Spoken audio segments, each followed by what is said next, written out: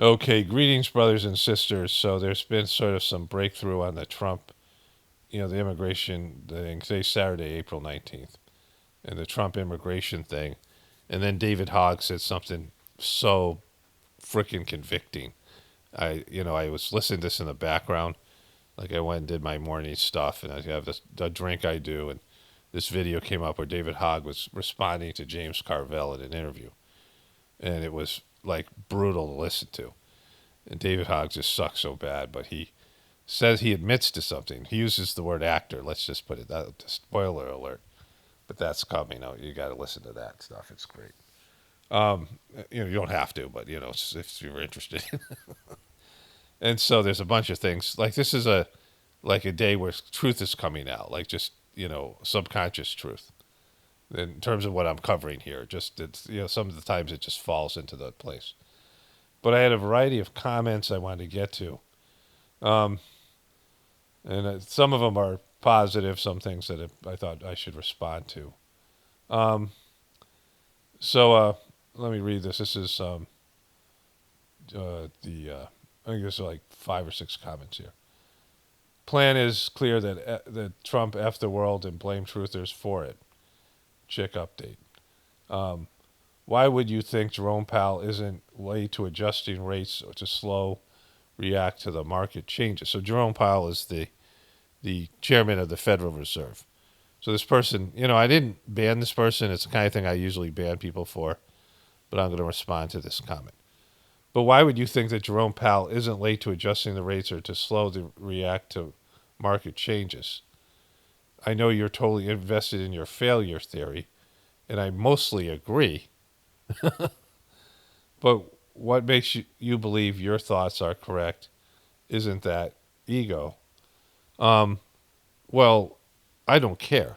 Like, I mean, I'm not advocating for anything, right? Like, I'm not here saying I'm not telling you to do anything. I'm not selling you something. I'm not selling myself something, right? I'm not avoiding reality. That's why my thoughts are better. Like people who watch my videos, you should realize that I do not have an agenda, right? Like even in terms of you doing the gratefulness meditation, the Sajmark meditation, it's not better for me if you do it. It is better for me, but it isn't. Both things are true, right?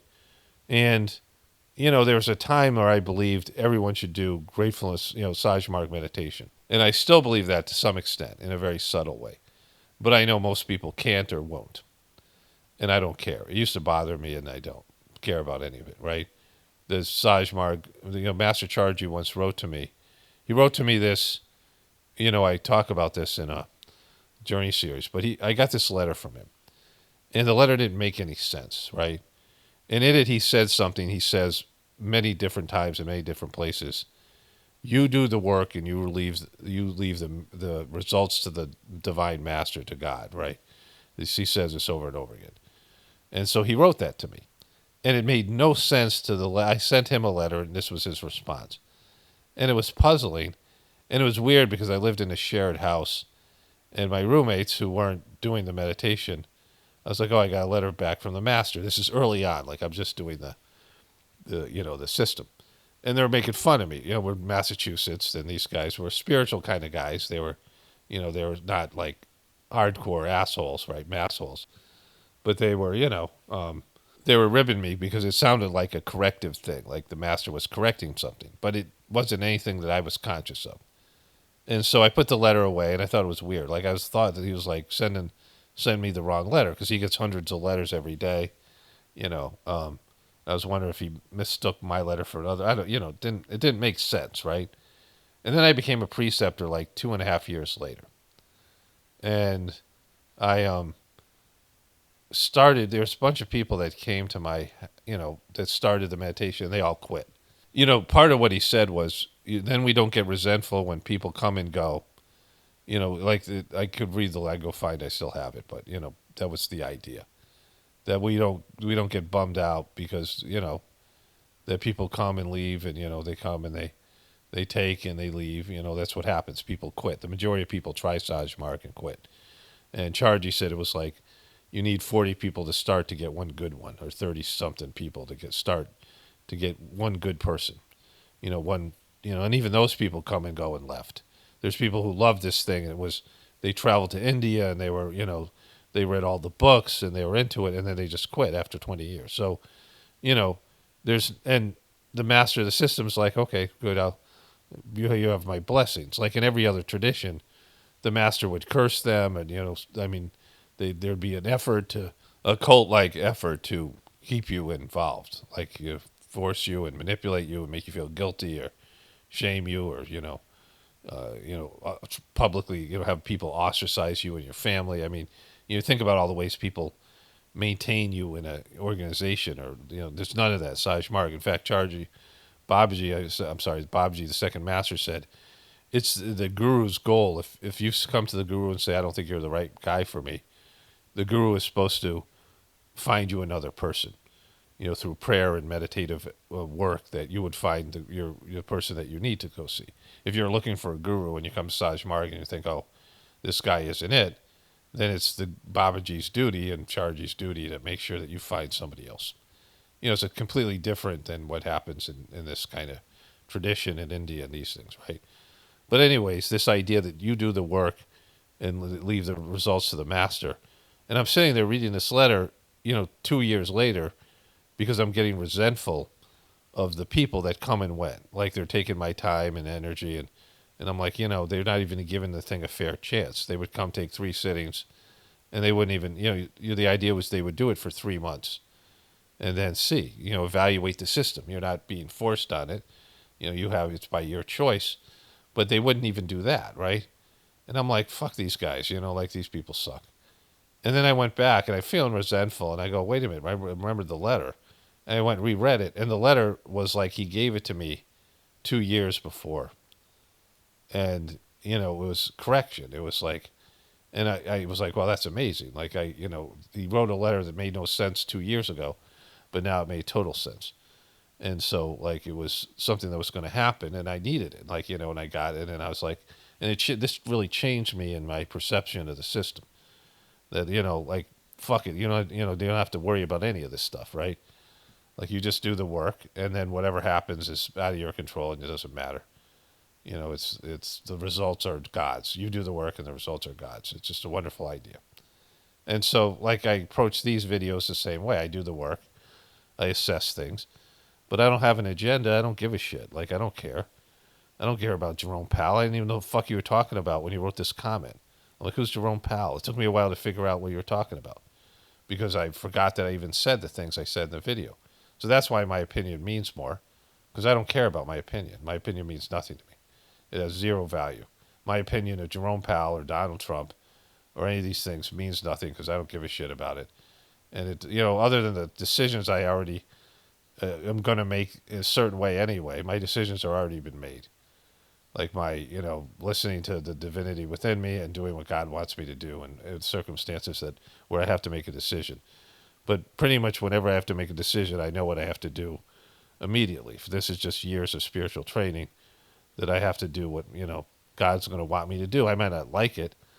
My ego might not like it. So that's the difference, because, I don't have some agenda. I don't give a shit about any of these things.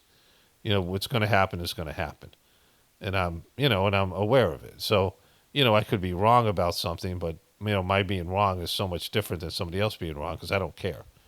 Like, I do not, I'm just, the information flows through me. And that's why my opinion is different than the majority of people's opinions, because I'm not like a Republican or Democrat, and I'm not, I am just accepting of what's happening around me and reading it to the best of my ability. I don't have any wishful thinking, and I don't have any, whatever. Like, again, no agenda. Like, having no agenda makes, just that alone makes my opinion more valuable. And also realizing there's forces beyond anybody's control. And so, I mean, like, I don't question what I'm thinking, because I don't give a shit. Like, I don't, like, I'm not, who gives a shit what I'm saying about this, right? Like, only people's inability to see the truth, and then they come here, people's, not having the ability to understand what's going on, and they come to truther channels, one mine being one of them, and want somebody to explain it to them. That would be the value for other people. And so some need for resolution, some need to understand what's going on, and some need to just be reality checked, right? Because of the heavy indoctrination that comes from the mainstream media and the political people that just lie and lie and just, cheat and steal. But anyways, so that was the first comment. I thought that was interesting. I mean, it made me think about it because, I don't really think about it. Okay, let's go to the next comment here. I got to pull it up.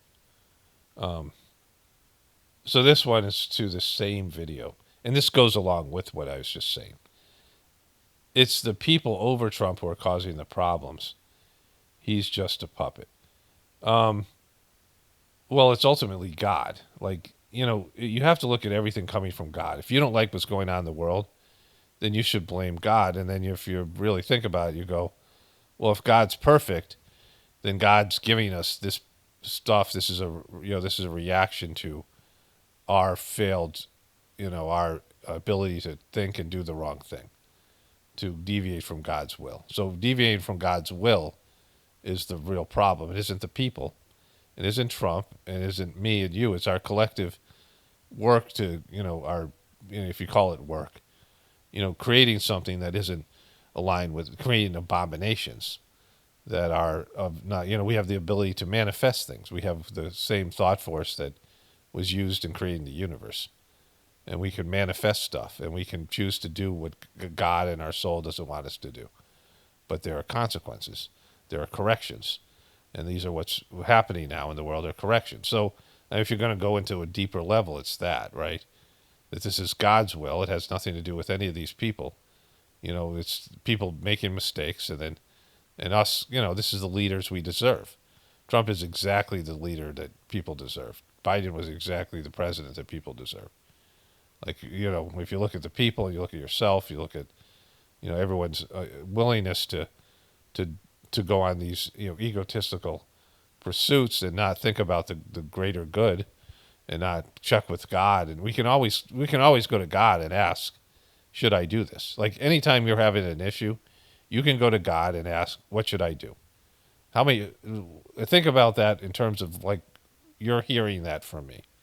You're hearing these words from me. That you could ask God, if you have a problem or dilemma, you could ask God for an answer. And maybe you say, well, you've done that and God didn't give you an answer. But maybe it's your inability to see what God's saying to you, or you're blocking the answer. But how does that make you feel? Do you want to do that? Do you really want to ask God, what should I do? Because I know most people don't, from working as a therapist, that people don't want the answer. If they go to you as a therapist and they have trust in you as a therapist, you can't just tell them what the answer is, because they don't fucking want to hear it. They'll come into you and go, I got this problem, and I really want you to tell me what the answer is. And you tell them the answer, they'll leave and never come back, right? Because they don't want to fucking hear it. People do not want, this is what I'm saying, I'm in the change business, in terms of my personal change, but I've worked with other people. And I've marveled at people's inability to accept the truth. And so that's what all of this is about, right? Because people don't want to ask God what to do. This is what Chargy said about Christians. They want to go to the Son and not the Father. They don't want to go to God. Like people who follow the Christian faith, they want to go to the Son. And it's like, hey, can you talk to your dad for me? This kind of thing, because they're scared of going to God. Because they don't want God to tell them what they should do, right? This is why rich people don't pray. Another thing that Chargy said, that rich people don't pray, because if you pray, it's like, well, shit, I could do shit. I got lots of money. I could actually fix things. People who have money that could help, billionaires and multimillionaires and people with power. Like this is why Donald Trump doesn't pray, because he could actually do things to help people, right? That's why they if they start praying, their heart softens and all of a sudden God shows them stuff and then now they have to act on it and they have to fucking stop being selfish pricks and do what God wants them to do. So at a deeper level, this idea that, these controllers are doing something, but, it always comes back to God. Anything that's happened is part of a plan. And so if you don't like what's happening, you're saying God are wrong. People make mistakes and then, the plan opens up. The contingencies to you making a mistake, there's immediate feedback. saying, hey, go the other direction, you're making a mistake. And you'd ignore that and you keep on going farther with it. That's how all addictions happen. You get warnings. Something tells you, something says, stop what you're doing. There's an inner voice, there's your soul, there's, the divinity within you, but you just say, I want to do it anyway. I'm being warned that I shouldn't do this, but I'm doing it anyway. People want the ability to do the wrong thing. And then on a very superficial level, Trump's a dick, right? On a very mundane, materialistic level, Trump's a dick. He's doing God's work unknowingly by destroying America, and he's not, again, he's got handlers, he's got controllers, and there's a divine plan here, and there's a need for America to collapse, a divine need, and Trump's being a part of that. But on a, personal level, he's a real dick. And so, all those things are true. Okay, let's maybe find the next comment here.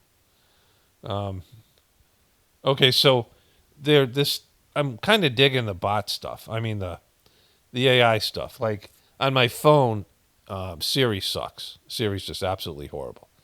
But I downloaded this thing on my phone, and now when I ask Siri, I push the power button, and I ask a question, the whole phone lights up. Like it has this kind of rainbow thing that happens, kind of cool. Like I showed my wife, oh, this thing does something new.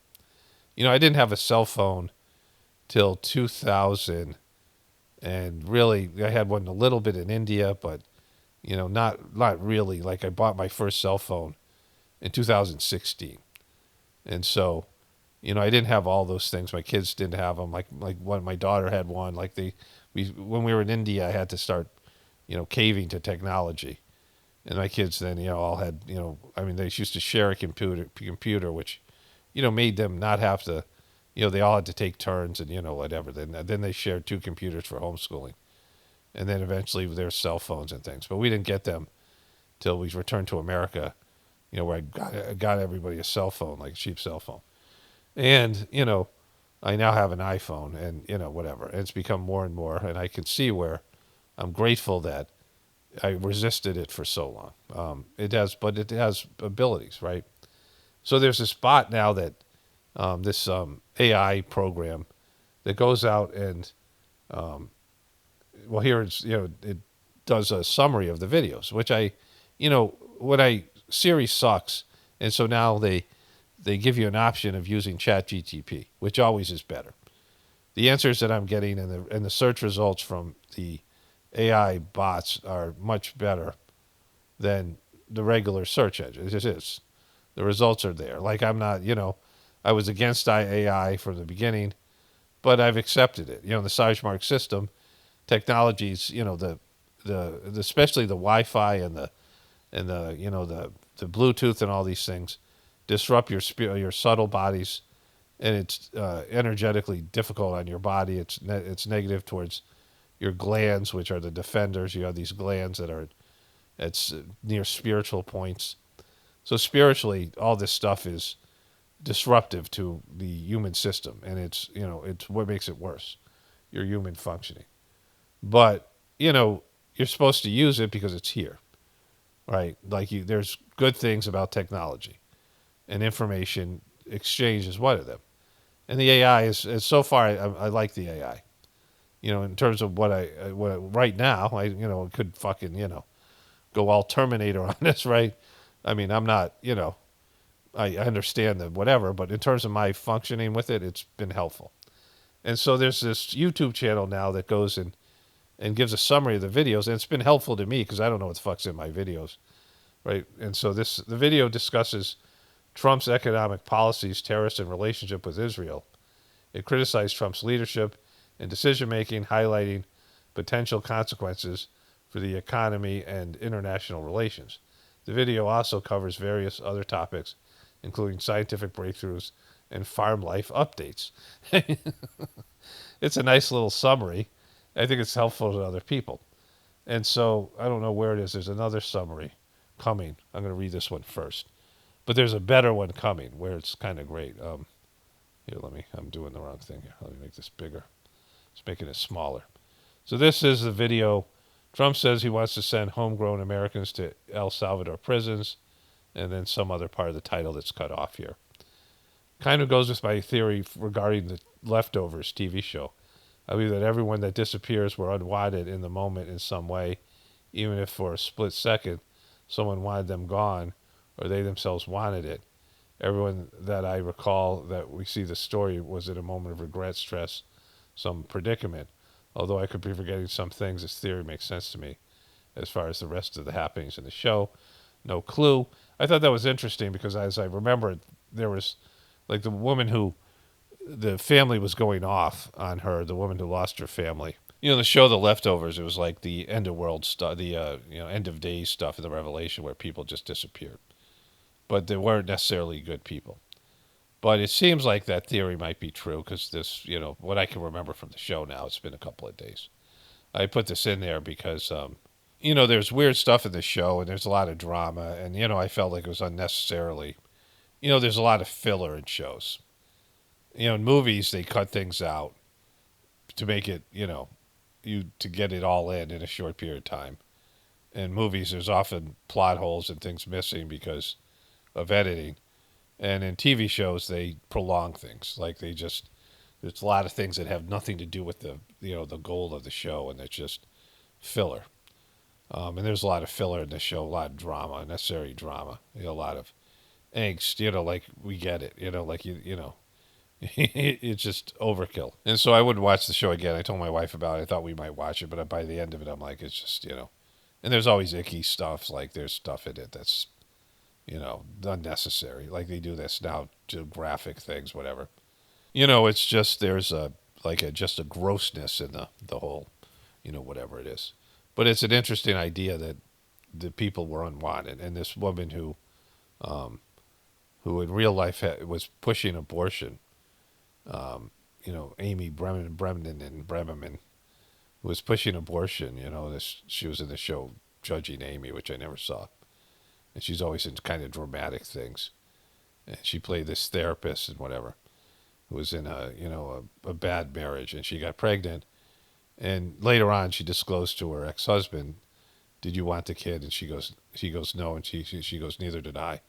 And she was watching it on the ultrasound disappear, and so and then she just went full cult, right? Full depressive cult, but and that was all interesting. That in real life, she was an abortion advocate, and then she played this, you know, person that had this thing disappear inside of her. And she was a doubter as a therapist. Like when things were happening, like miracles and things outside of the norm, she was saying that they're not real, but, she had a baby disappear right inside of her. So there's that. There was things that happened. This guy was dying a lot and coming back to life, and then was processing and seeing people, and was this real? There was channeling. There's people there who seemed crazy, but they kind of got it more than other people. So there's this element, and it was very unclear. And there's the scientific people and the people saying, no, that's just this woman Amy Brendan and her character, and these other people are saying, no, that's just psychological aberration. You're having a psychotic break, trying to explain it through the flawed the flawed model of psychology. And so I found that all kind of interesting in the show. But overall, but this is the one I wanted to read here. I think this is this is the one. Trump copied Ketchup Gate from Miss Marple's show, and this is what the AI YouTube channel bot that summarizes these videos said. The video discusses Trump's fake assassination attempt. Now, it does this. It's not saying it's fake because I've dealt with this AI before, but it says whatever you say. So this video discusses Trump's fake assassination attempt, comparing it to a Miss Marple episode. It criticizes Trump's actions, his supporters, and the truth community's response. The creator also covers various topics, including Israel, AI, and spirituality. So then there was responses to that, and the person says, LOL. Another person says, it's official. The AI agrees that it was fake. Your grasp of the obvious is off the hook. Person says to the AI bot, I didn't realize this was absolutely a bot. The person says that to the bot first, and without knowing it was a bot. And then they followed up with another comment. Another person says, I love this bot. Wow, what would we do without AI? Well, thanks. Pretty cool, actually. I like the summaries. I like the AI. Like, it's definitely made my life, you know. I mean, it's enhanced my work life here. I don't know what it's doing for me. It's giving me better answers. And sometimes, it's skewed. They can skew the bots.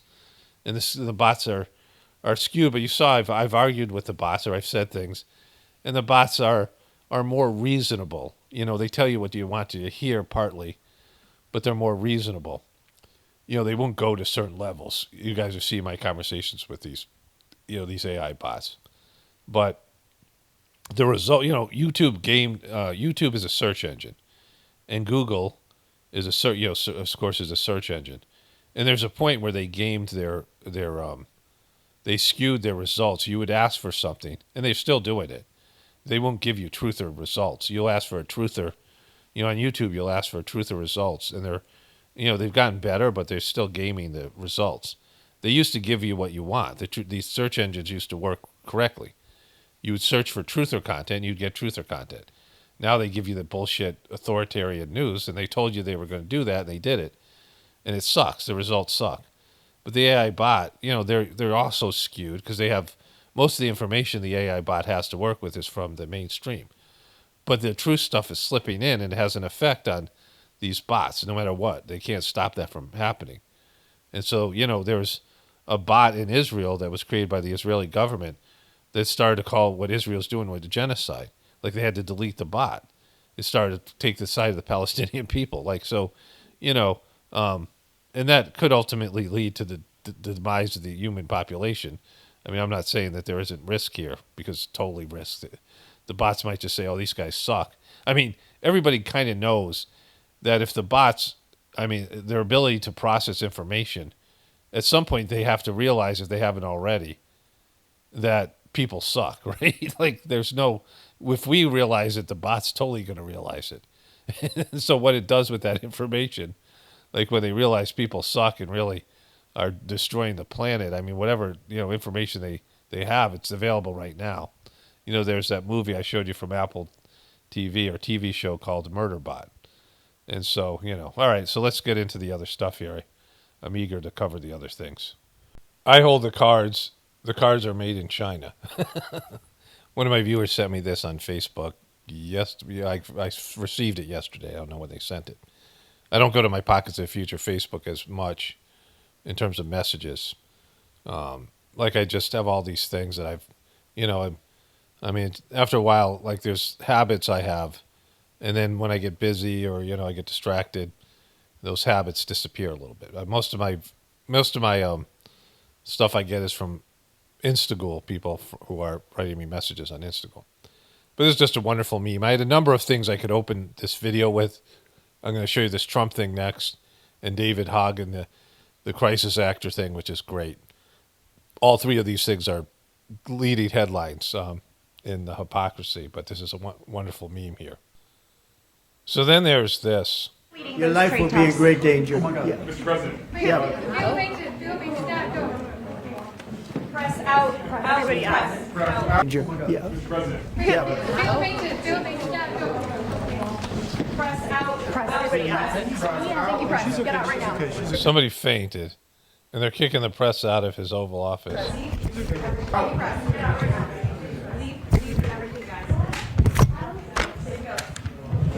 Look at this girl right here. Oh my God. Holding her cross and fucking. Somebody fainted. Oh, fainted? Oh, fucking fainted. Is it going to die? I was going to die. Did you have a heart attack?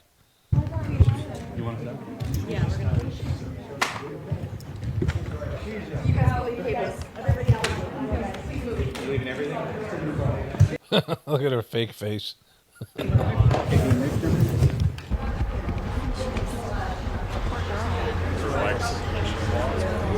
It's hard for kids. Yeah, go ahead.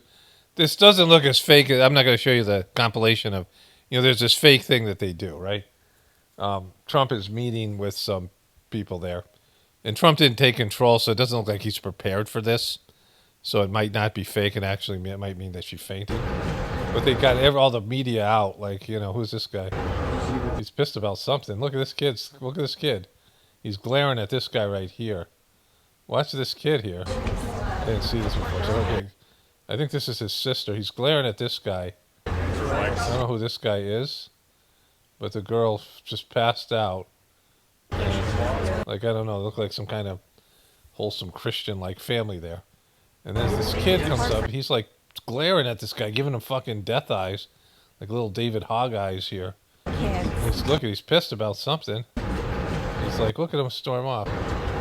Boom. Dude's mad. What's up, bro? What happened there? He's got the call for the mirror. So, you know, they have this thing they do. If you see my videos, I've got this compilation. Somebody copyrighted the Obama thing, which they don't have copyright for. So if I use the compilation, it's a whole process I have to go through, which sucks. You know, people copyright things that are mainstream media stuff, like individual fucks, right, who are just greedy and whatever, so that they can get compensated for something that isn't their copyright. You know, it's a whole thing. But in that, you know, in that compilation, it's these various people passing out at political rallies, and then it's obviously staged and acted. It's a whole political theater, right? And Trump does it. He's done it a number of times. This doesn't look like it. This looks like something else happened here. I don't know what. But you know, if he was, he didn't perform well here. You're supposed to say, make sure you get him water. Like, he sort of stepped in at the end to show that he cares. It's a whole thing they do. It's fucked up and it's political theater. I don't think this was that, but who knows? Anyways, that kid was pissed. Okay, so this is great with David Hogg. So David Hogg, vice chair of Democratic National Committee, talks about future of the party, and it was specifically the headline that I saw that drew me to this was that he's going to respond to James Carville calling him a twerp or something. Right. So this is on Sciript News. Morning Rush is the show. So this is some kind of internet news, you know, young people doing something, you know, amateur hour type stuff that pretends to be like mainstream, you know, media with a question and answers, this kind of thing, right? These tickers down here.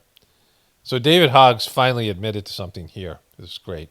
Things are not going great. We need dramatic change. We need better messaging. Here's the deal, though.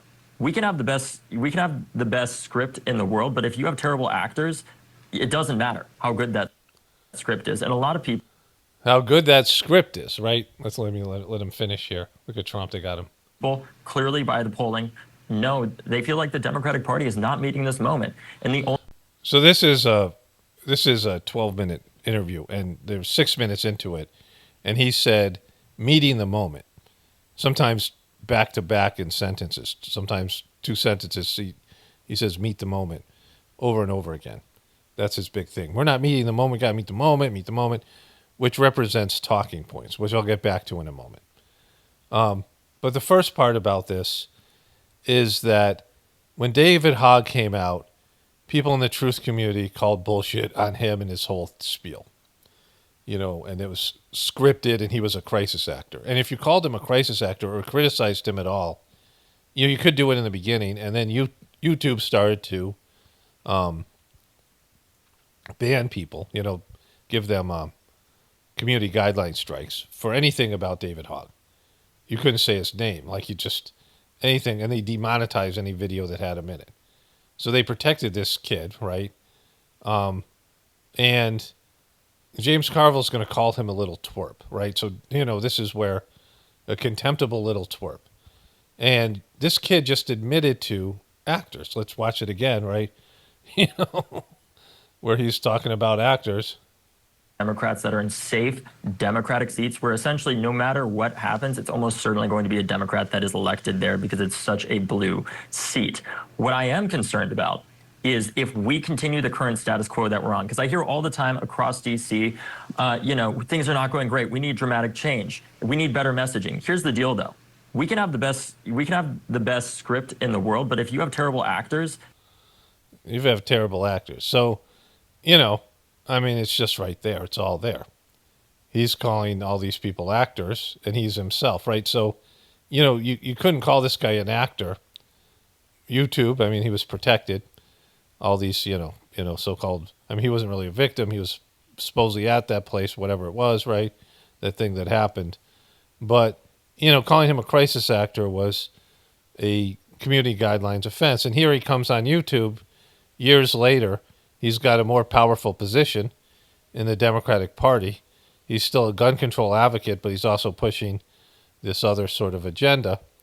And the Democratic Party is going after this guy, all the old heads and all the things. And he's not doing anything. What he's doing here is a lot more legitimate than what happened before. And that, when YouTube protected him. But he just said fucking actor, right? I mean, it's just so freaking blatant. Things are not going great. We need dramatic change. We need better messaging. Here's the deal, though. We can have the best script in the world, but if you have terrible actors. So they can have the best script, but if you have terrible actors, and you can say he's saying this about a political script, but he says over and over again, meet the moment. Like he's, he wants to be a youthful, bring in youth and bring out a new sort of vibe. But he's just, even as a little kid, as a high school kid, whatever age he was when they first rolled him out, right? He was, this kind of political person. Like he had political savvy, and he was putting out talking points, and he could read talking points just like Greta Thunberg. And it's not the kind of youth that you want, right? And it's not what is won to Trump the election. The people that Trump embraced, a lot of these guys are goofy and they suck. They're not certainly truthers, but they tell their truth. Like they're genuine, right? They're not actors reading a script. I mean, many of them can be. They're compromised later. If you get to a certain level of popularity, they're going to try to compromise you, right? And they're going to have you be a part of the show. Once you make it from the internet into being part of the show, where they're talking about you in mainstream media, where you're acknowledged, then once you're acknowledged, then it's, it behooves them to have you be part of the script, right? But until then, there's people on the internet who are basically being genuine and sincere and authentic, and David Hogg has none of those things because he's putting out talking points like meet the moment. We got to meet the moment. We're not meeting the moment. Meet the moment. And we can hear him say it over and over again in this interview. Not that it's worth watching. And so he's trying to bring youth in, and they're trying to bring youth into the Democratic Party. And even this scripted, actor, as he's self-defined here, is being rejected by the powers that be. Like they have infighting over people who are all part of the club and are supposed to be reading from a script. And he's doing something harmless here because, like he said, that no incumbent that is at risk of losing the seat to a Republican in highly, blue states, in highly blue districts, that's the only place that they're going after people. And they're supposed to be the party of youth, and this is a young person trying to do something. And, let's listen to this next segment here. There's multiple things about this guy. His facial expression, his face in general, his hair, his everything. Right? I look at depressed, another happy, depressed 25-year-old or 20-year-old. You just look at this guy, you dislike him, right? And then he opens his mouth and it's even worse. But, he says he has legitimate points here. So then she says this here. The well-known Democratic strategist James Carville said in response to this announcement of this plan that you have to primary Democrats, he said that the DNC should sue you and called you, quote, a contemptible little twerp. What is your reaction to that? Riot. I don't know if he means, I don't know if that's some expression for young people, but it's going to come across the rest of us that he just said riot, right? He just said to riot over this. Riot. That is my reaction. I would also say James Carville has not won an election since before I was born. I think it's time to have new leaders in our party that are ready to meet this moment, because a lot of the people that are meet this moment, he keeps on saying it over and over again. So somebody who reads talking points and says shit like meet this moment over and over again, like this moment of Donald Trump failing the, destroying the country, And you're not able to meet this moment. Because if you were, you'd be authentic. If you were, you'd produce real fucking people. You know, Donald Trump is much more of a real person, and his real person is a dick. You know, he's a bumbling moron. You know, he's an idiot. He's just a horrible person. But he is who he is. Like, he isn't faking who he is. You know, he's just himself. And you guys are all just, you know, script readers. I mean, that's the whole problem. And it doesn't matter whether you're old or young. You just read the corporate script and the, you know, the intelligence community script. And his dad's an FBI guy and all that shit. Like, if you guys really wanted to meet the fucking moment, you wouldn't say shit like meet the moment. You'd be authentic. Like, authenticity has won Trump the election for whatever, you know, way that this was not rigged or whatever. You know, but going on Joe Rogan said Kamala Harris couldn't go on his show. I mean, he invited her on. But he said the reason she didn't come is because she couldn't sit there and talk for 3 hours because she would run out of talking points, right? If you're just going to repeat the same talking points over and over again, which I've showed over and over, I've showed all these clips of that, you know, compilations I put together or other people put together. I mean, they're now using chaos as a talking point. Something I said this was going to be year of the chaos in, you know, an authentic way. And then they're all saying chaos, chaos, chaos. And they get the script. And these people like James Carville got the script. Let's hammer this guy for going after, you know, old Ted people in the Democratic Party are just sitting there taking up space, you know, sucking up oxygen like old people who aren't doing anything. And in seats that are guaranteed to be Democratic. And they can't even have that, right? Like, that isn't going to do shit either, but, you know, it's at least something. You guys do nothing. It's the do-nothing Democrats. The only thing they ever do is say, well, at least we're not Trump. At least we're not Trump. Like, that's their fucking response. You have another party that's imploding, led by a guy that's everyone's going to hate worldwide, and you guys can't mount a reasonable fucking response to that. Like, the Democrats suck so bad. Like, they even suck worse in the sense that they, you know, they can't adapt to what's going on. Like, just fucking change, right? Just stop being so fucking sucky. So script reading sucky, right? Just reading the script and sucking at it. Okay, so I looked up the Script's news channel, and that is, it used to be known as Newsy, which I'm a little bit familiar with. But, you know. So this is, I think this is Riley Gaines here. And so this is about trans athletes, right? And which would be a winning issue for them, which was a winning issue for them. But she gets asked about something else. See it here. Girls, period. But yes, we are fully prepared to sue them and others that we will be looking at as well. And then my off topic, big topic over the past few weeks, Kilmar Abrego Garcia in Maryland. He's in a prison now in El Salvador. He was sent there. You insist. Who's this dude? The president, everybody in the administration insists that he is MS-13. It appears that there's not going to be any sort of trial. He's not going to come back. DHS said he would be arrested and redeported if he comes back. Why not show the American people the evidence that he's MS-13 so they can make an informed decision? And that goes the same with this Henry Josue Santos, who was picked up in Virginia, who is now presumably going to be deported as well. Why not show the public the evidence?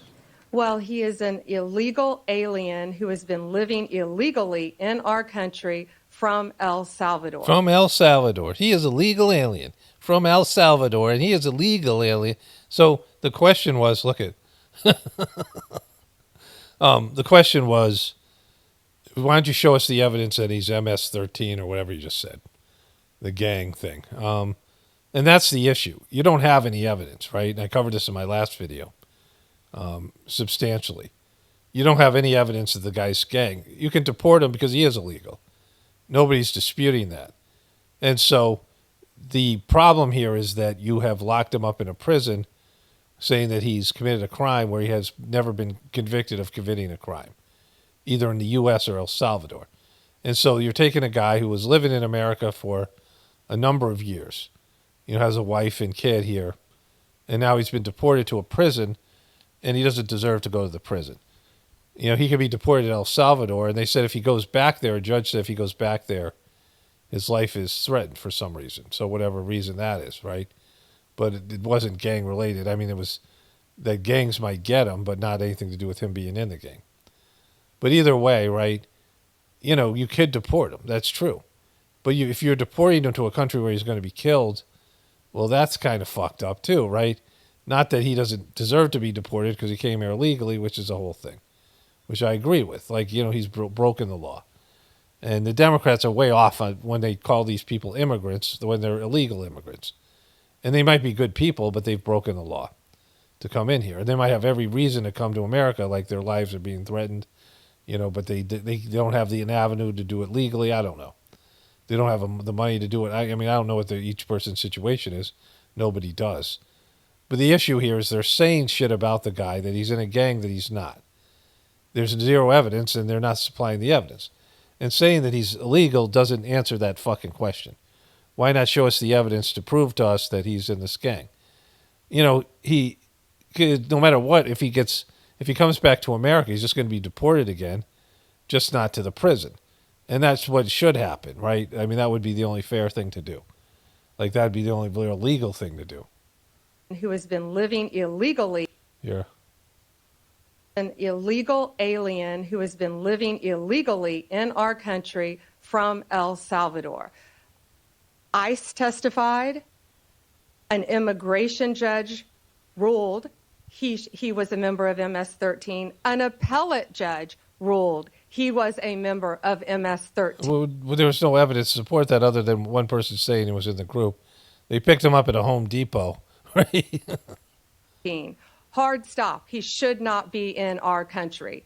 He was deported. They needed one additional step in paperwork, but now MS-13 is characterized as they should be, as an FTO, as a foreign terrorist organization. Again, you know, they can't be both a gang and a foreign terrorist organization. You know, terrorist is something else. A terrorist is a bullshit thing, right? You know, that's, you know, the rebels, the American Revolution, the revolutionaries would all be characterized as terrorists. We're now heroes, right? You know, all those guys, Paul Revere and all those motherfuckers, right? Like, those guys will all be characterized as terrorists and probably were by the English government. You know, this is when you're in an abusive situation and you're a whistleblower, they call you a terrorist for speaking truth to power. And that's what Trump's all about. Like, anybody who criticizes him, anybody that goes against him is a terrorist. Like, that's what Trump will literally do if he can. So he is not coming back to our country. President Bukele said he was not sending him back. That's the end of the story. If he wanted to send him back, we would give him a plane ride back. There was no situation ever where he was going to stay in this country. None. He would have come back, had one extra step of paperwork, and gone back again. But he's from El Salvador. But not to prison. You've put him in prison, and he hasn't been convicted of any crime, which should be a red flag and a fucking, you know, red siren to everybody. Like, this is fucked. This is all the secret military tribunals these QB dopes wanted, that they could just lock you up without due process. Then, you know, this guy's not an American citizen, but it's the next step. When Trump has already hinted that he wants 5 more of these detention centers where he could just take people that disagree with him and put them in a prison in El Salvador, you know, where his family and, you know, the American legal system doesn't work, right? Like, to take people and lock them up outside of America. Like, it's fucked up to lock somebody without due process in America, but it's even worse to do it outside in Guantanamo Bay or fucking El Salvador. And so all these people are like, oh, this is great. We'll just take people out. They're building these mega prisons, and anybody who's an issue, they're just going to take off the streets and fucking throw them in a plane and bring them down to El Salvador without any fucking legal due process. That's the kind of prick Trump is. These are the kind of yes people and cult fucking followers that'll go along with it. And it's a completely fucked up thing, right? So the title of this video is Jeff Bezos face plants. I believe this is Jeff here. And he's coming around. This, you know, they're waiting for their loved ones. That dude, Lauren Sanchez. He comes around, boom. There he is. Fucking, let's go back. There he is. That's him. Watch him. He's going there. He's a trillionaire, but he's still a dork. And boom, boom, down he fucking goes. it landed in an awkward. It didn't land on a flat spot. And then they're waiting for their loved ones to get out. I want to read a comment here, and I have something to say about this. I had another comment. I have to go find it, but I will. Okay, so I searched for the word ketchup in my comment section. I guess Easter is until tomorrow. So I was right. I didn't miss it. I'm still not going to do anything. Paul, you got to see Trump's Easter message he put on social media on Sunday. A bunch of emojis, I think. There's two of them on the same day. Fake Christian grifter Ketchupgate. Paul, thanks for all the laughs and for seeing through the BS, especially the Ketchupgate of the earlobe messiah. A word I can't use. Timmy secured Trump's presidency. That was the plan all along. Ketchup miracle grow eargate confirmed. Cha cha cha.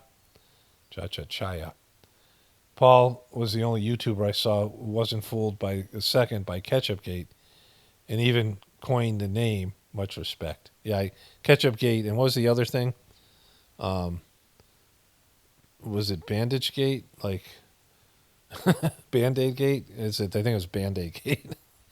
But the thing was, and I want to comment because right here with this thing with Jeff Bezos face planting, right? So there's lots of people who have said over and over again that the landing, this fake space thing, that this thing with Katy Perry and Lauren Sanchez and all these other people is fake, right? Gayle King, that they didn't really go to space. It's totally fake and staged. That comes a lot from flat Earth people, but also people who know that the moon landing's fake, right? The moon landing was much more sophisticated as a hoax than Trump's Ketchupgate. This is my point about all this stuff. And this thing with Katy Perry and, Lauren Sanchez, I mean, they have them landing here and getting out of this capsule. So they went up somewhere and they were dropped, that they showed the parachute coming down with the capsule. And they show these people waiting, for them to get out. And so they did go up something. Like if it wasn't to space, they blasted up into the sky and came down in this capsule. So something literally happened here. And not that I'm not saying this isn't fake and staged and, whatever they've done with this whole thing. But it's a lot easier to believe this than it is to believe Trump. I don't know why truthers aren't being held accountable. And maybe there is. Like, maybe they're banning people. I don't know. I don't know any truthers now. Like, the truthers I used to listen to are all long gone. Like, some of them are dead. Some of them are just disappeared. They just, I wouldn't listen to them now anyway because, like, I've moved beyond their stuff, but they were legitimate people that had good content. Back when I listened to truthers and then other truthers, and then I just stopped doing that at some point because I realized a lot of the shit that in the truth community was just stuff that was said that nobody looked into, nobody verified it, nobody fact-checked it. And it was just shit that people were sharing without any real proof, and they were sharing it like it was fact. And so I started just doing my own thing and reacting, my own way. I started, I rejected the old truther narratives. It started when I realized, the stuff to do with thermite. This idea that thermite was used in the big event in 2001. And when I looked into it, thermite was only used twice in controlled demolition, and it was on buildings that they had started to put up the girders. They started to put up the metal structure, and they needed to take it down because they changed their mind about the building or something happened where they had to remove the original girders. And that was the only time they used thermite. Every other controlled demolition of any kind of a large building used explosives because these girders, many of them are encompassed in cement, and the ones in the bigger building certainly had that, right? The ones in certainly the garage area, the basement area, and so, and even if they didn't use thermite, is like just not something they could control the way they controlled. They can have all these charges go off at the same time, where thermite is something that is used to burn through. You know, it isn't like it happens in an instant. The thermite melts through the girders, and it has to be all done at the same time for the building to collapse in its own footprint. And so thermite would never work. And when I said that, you wouldn't believe the backlash I got from all these dopes who never looked into any of these things. They just heard thermite, and they accepted it as truth and reality, and it wasn't. And then they came back, and when I said something that differed from their, they believed the bullshit story for years, their own indoctrination about America. And then they woke up and realized they were being lied to. And then there was a new set of lies that they accepted and became their indoctrination. And the truth community was full of that shit, right? And I realized that most of the stuff in the truth community was, some of it was theory, but it was presented as fact. And some of it was it was wrong. It was just fucking wrong. And there's a lot of stuff in the truth community that's wrong. And so that's why, other truthers, truthers are just like everybody else. They go and they hear what other people are saying, and they go, all right, that's what it is. And so they bought into this fucking ketchup gate thing. It was so obviously fake. I mean, like I said, if the Democrats had done it, everybody in the truth community and many of the right-wing dopes all would have said it was fake. Because it was fucking fake, right? And I knew it within minutes. I'm like, oh, this thing's so fake. Look at how fake this fucking thing is. Because Trump went for the big kahuna, which was the blood and the fight thing.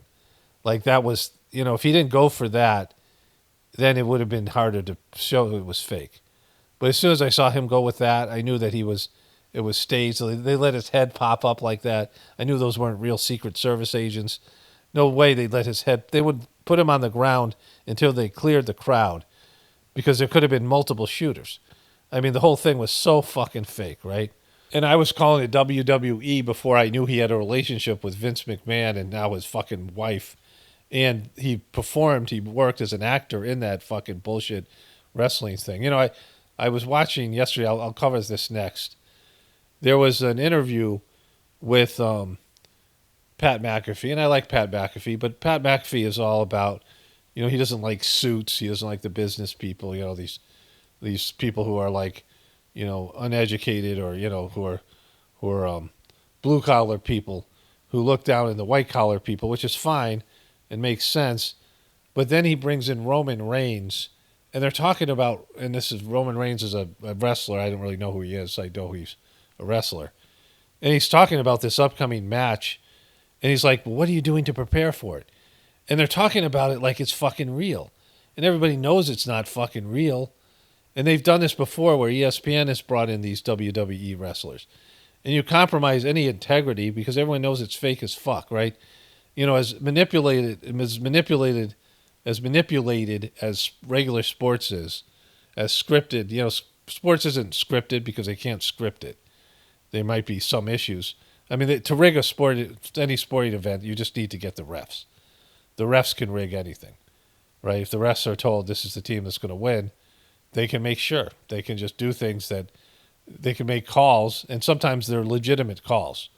Recently, a Houston Rockets coach, when playing the Golden State Warriors and the way they were playing Steph Curry, which was just to hold him the whole game so he couldn't move and couldn't get open. I mean, it was blatant. And he said, we're just going to foul, and they can't call every foul. And every coach says this to their players. They're not going to call every foul because the game sucks if they do. And so, but you can't let the players do, you can't let the game be all fouls because then it's just a wrestling match or a fight and nobody wants to see that shit. So there's pressure from the powers that be to not do that. But they can call something on every play.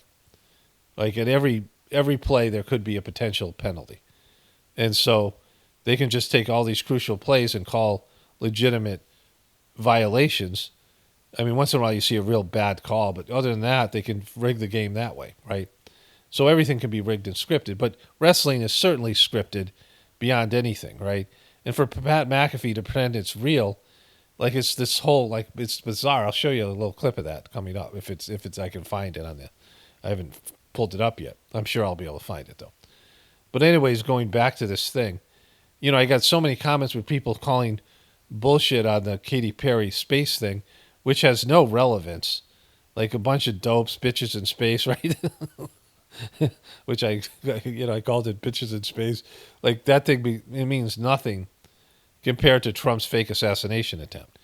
And the truthers that went along with it, and maybe people are commenting on it to them now, and maybe they're coming around, I don't know.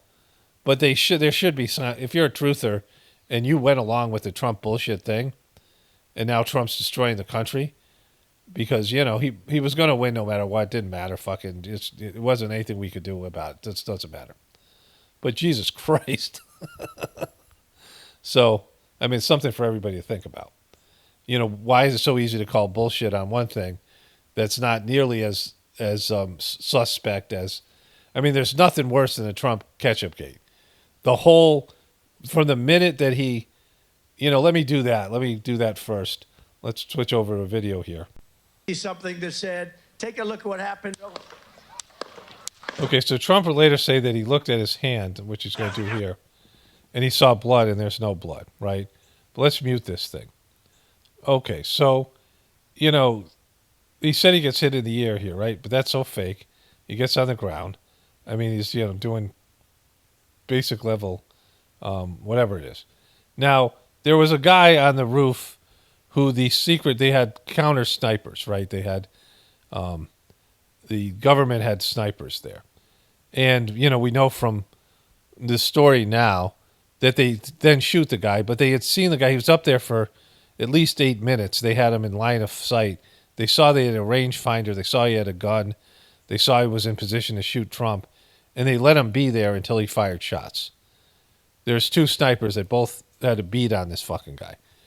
And so, that's fake as fuck, right? But we don't know about that. But let's just watch this part. So he comes in. He does this fake bullshit here. And so he gets down. And the guy's firing, and now they shoot him because there's gunfire that goes back and forth. And then the firing stops, right? And then the Secret Service come up, and they all jump on top of him. Trump was like the biggest guys.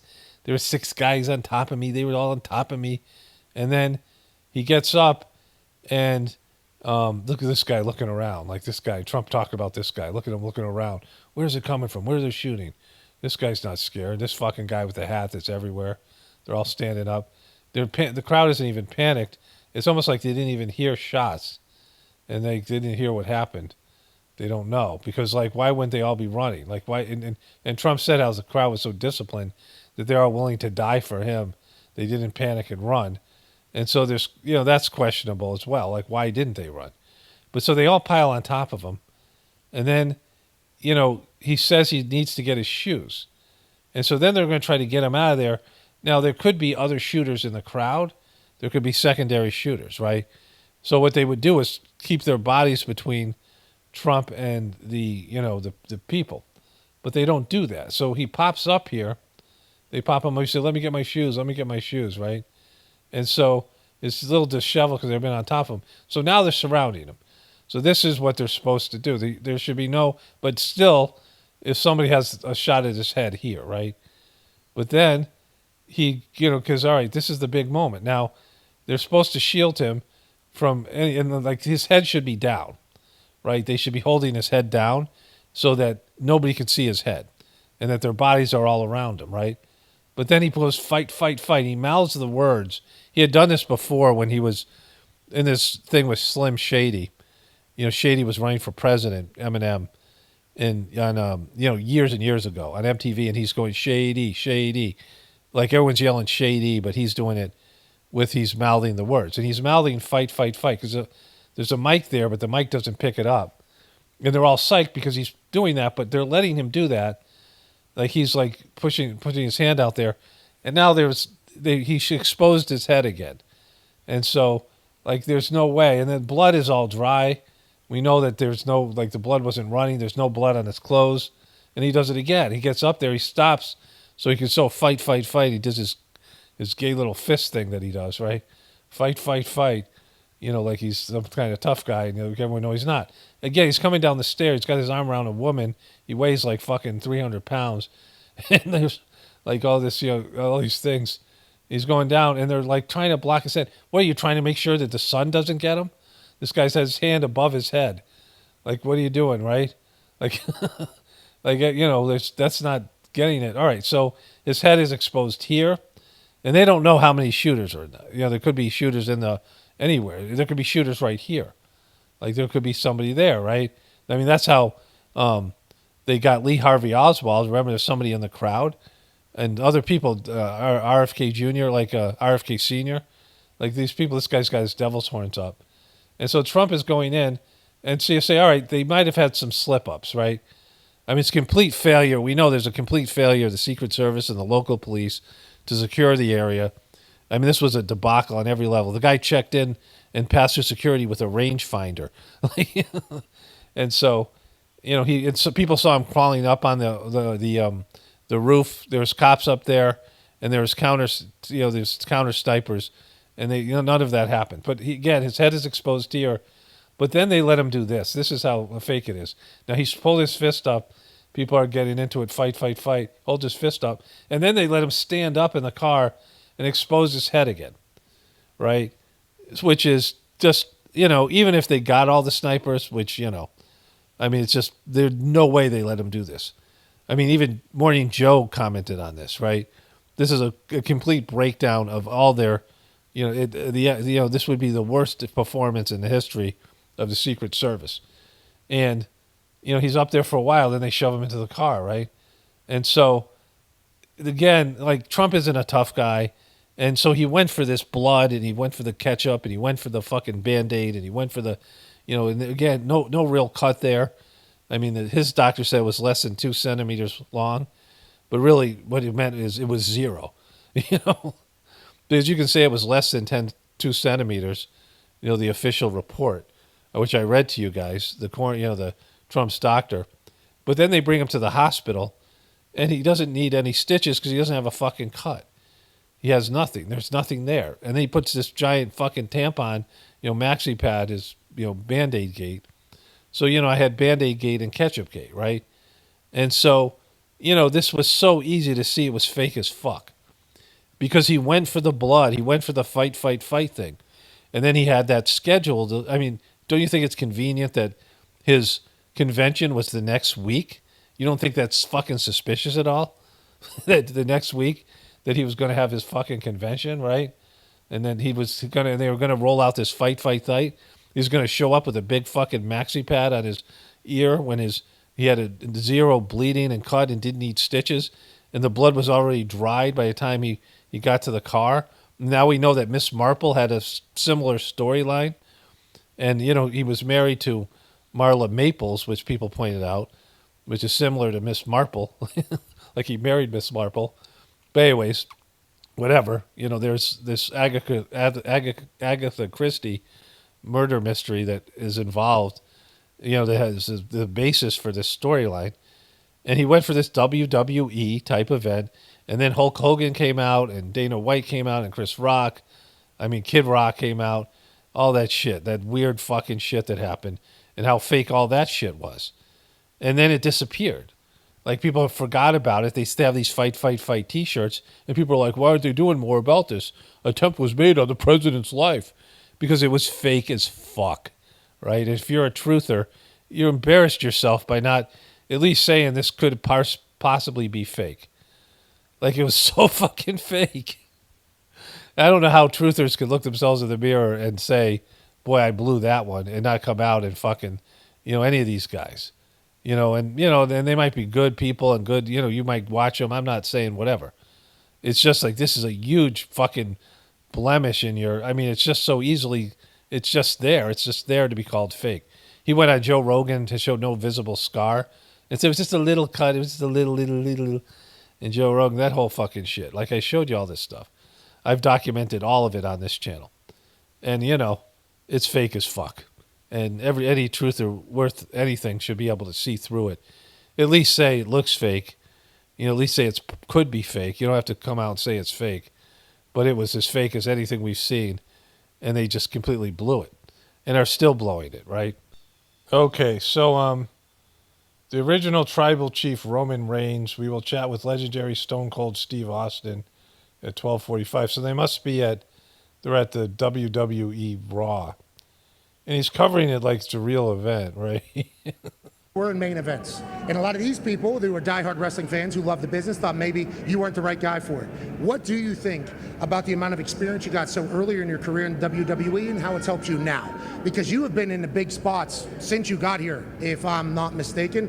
Well-deserved, well-earned, but in the fans' eyes, maybe forced early. But what does that do for you now long-term, you think, as a professional wrestler, a GOAT? Well, we've Goat.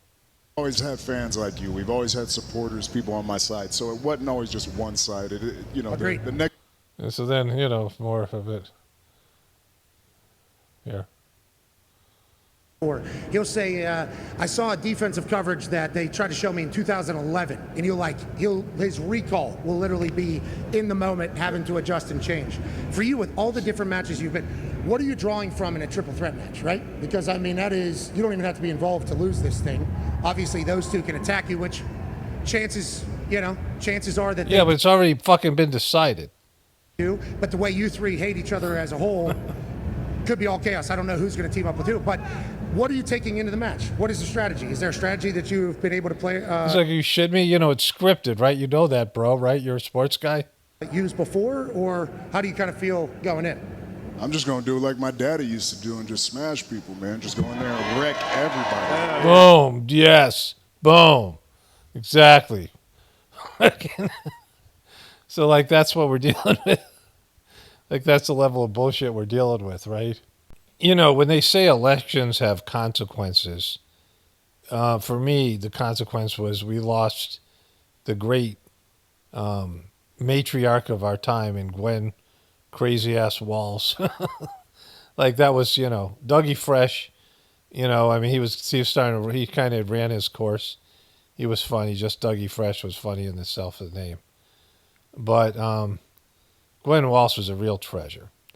And I saw that she had written some op-ed piece on Twitter about RFK Jr. talking about autism, which, you know, I didn't get to read that because we need to see Gwen Walz in action.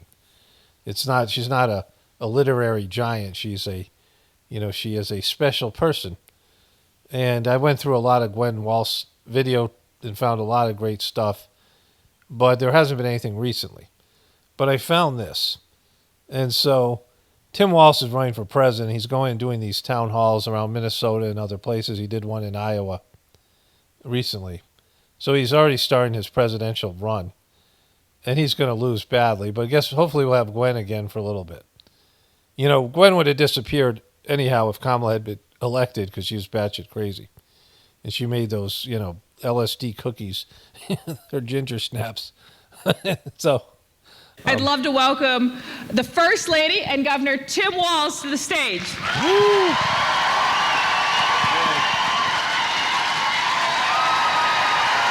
There she is. There she is.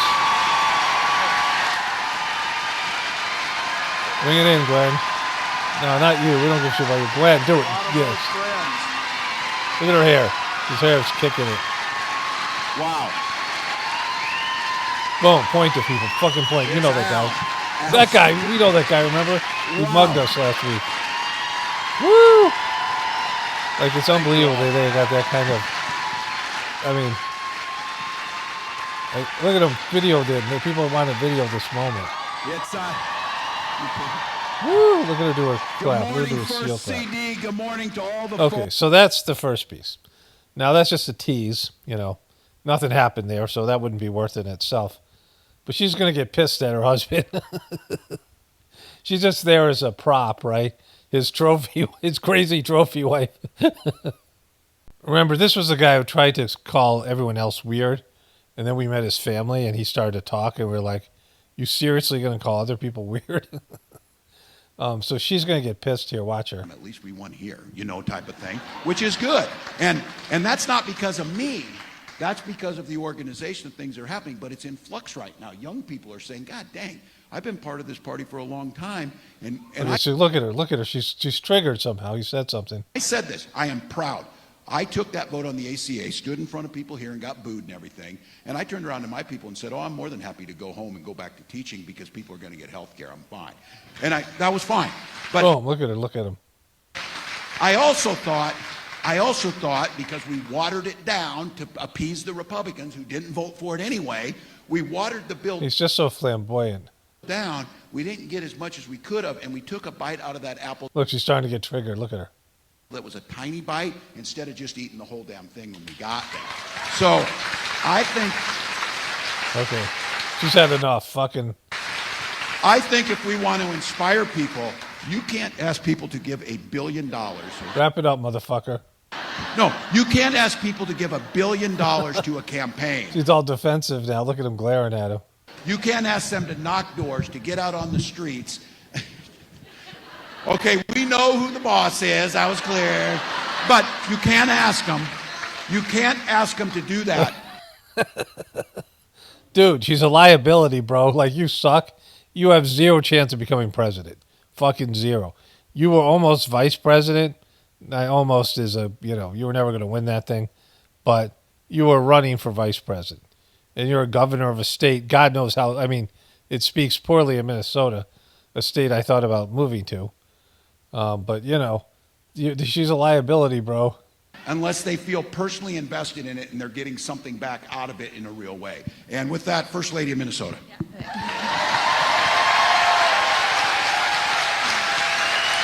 He wrapped it up. She's just fucking. Thank you. Thank you. I think you ask people. When we ran for office, we asked for your vote. You didn't run for shit, right? You were going to be the second lady, which is not a real position, and you're not. You're the first governor's wife. I don't know what they call that. First lady of Minnesota or some shit. I don't know, but you're not running for shit. Like your dopey closeted gay husband's running for something. Vote. And we said, here's why we want your vote. Because we believe in equity, right? And we believe in inclusion. Boom. Those are two words that we know that are there, equity and inclusion. And we believe in fairness and She's doing the turn the page thing. opportunity. You didn't turn the page on Donald Trump, though. Remember? Turn the page. And economic benefits for everyone. She's turning the shit out of the page, but it's not really turning, Gwen. That's what we believe in. Join us. Join us. Come on. Come on. You bet. We ask people to join the Democratic Party. Ask them. She's going unhinged. Ask them. Tell them what you stand for and ask them. How did it work when you last time? You guys got rolled by the guy who's destroying the country right now. That's right. That's right. She's the star of the show here. That's right. Oh, gosh. You are generous. You are generous, and we knew that about Rochester the very first time we were here. Because we came here as school teachers, and we said, would you join us? Because, well, there was a railroad issue, right? A train issue. Remember that? Yeah, I remember that. Right? That was fucking horrible. Yep. And we talked about what we valued, and we did not let issues become divisive. Yes, right? Yes, we Gwen. did not let Fucking those issues Gwen. be divided. We said, Yes. these are our values. And then you know what we did? What'd you do? And what I'm going to ask each one of you to do. Ask me, and it's Gwen, an 'cause I don't answer know. to that very first question about your son having special needs and what can I do? Special needs. Your We son has special needs, too. You have special needs. Tell You're handy capable. our story. Your story. We each tell our story. Exact. Tell your fucking story. About what we value and who we are. Because people want to hear that. Like everyone, if you go on the internet and you tell your story, everyone who has a seat in this audience, somebody wearing tie-dye in the front row I saw. I meant to point them out. If we go back to that view, I'll show you.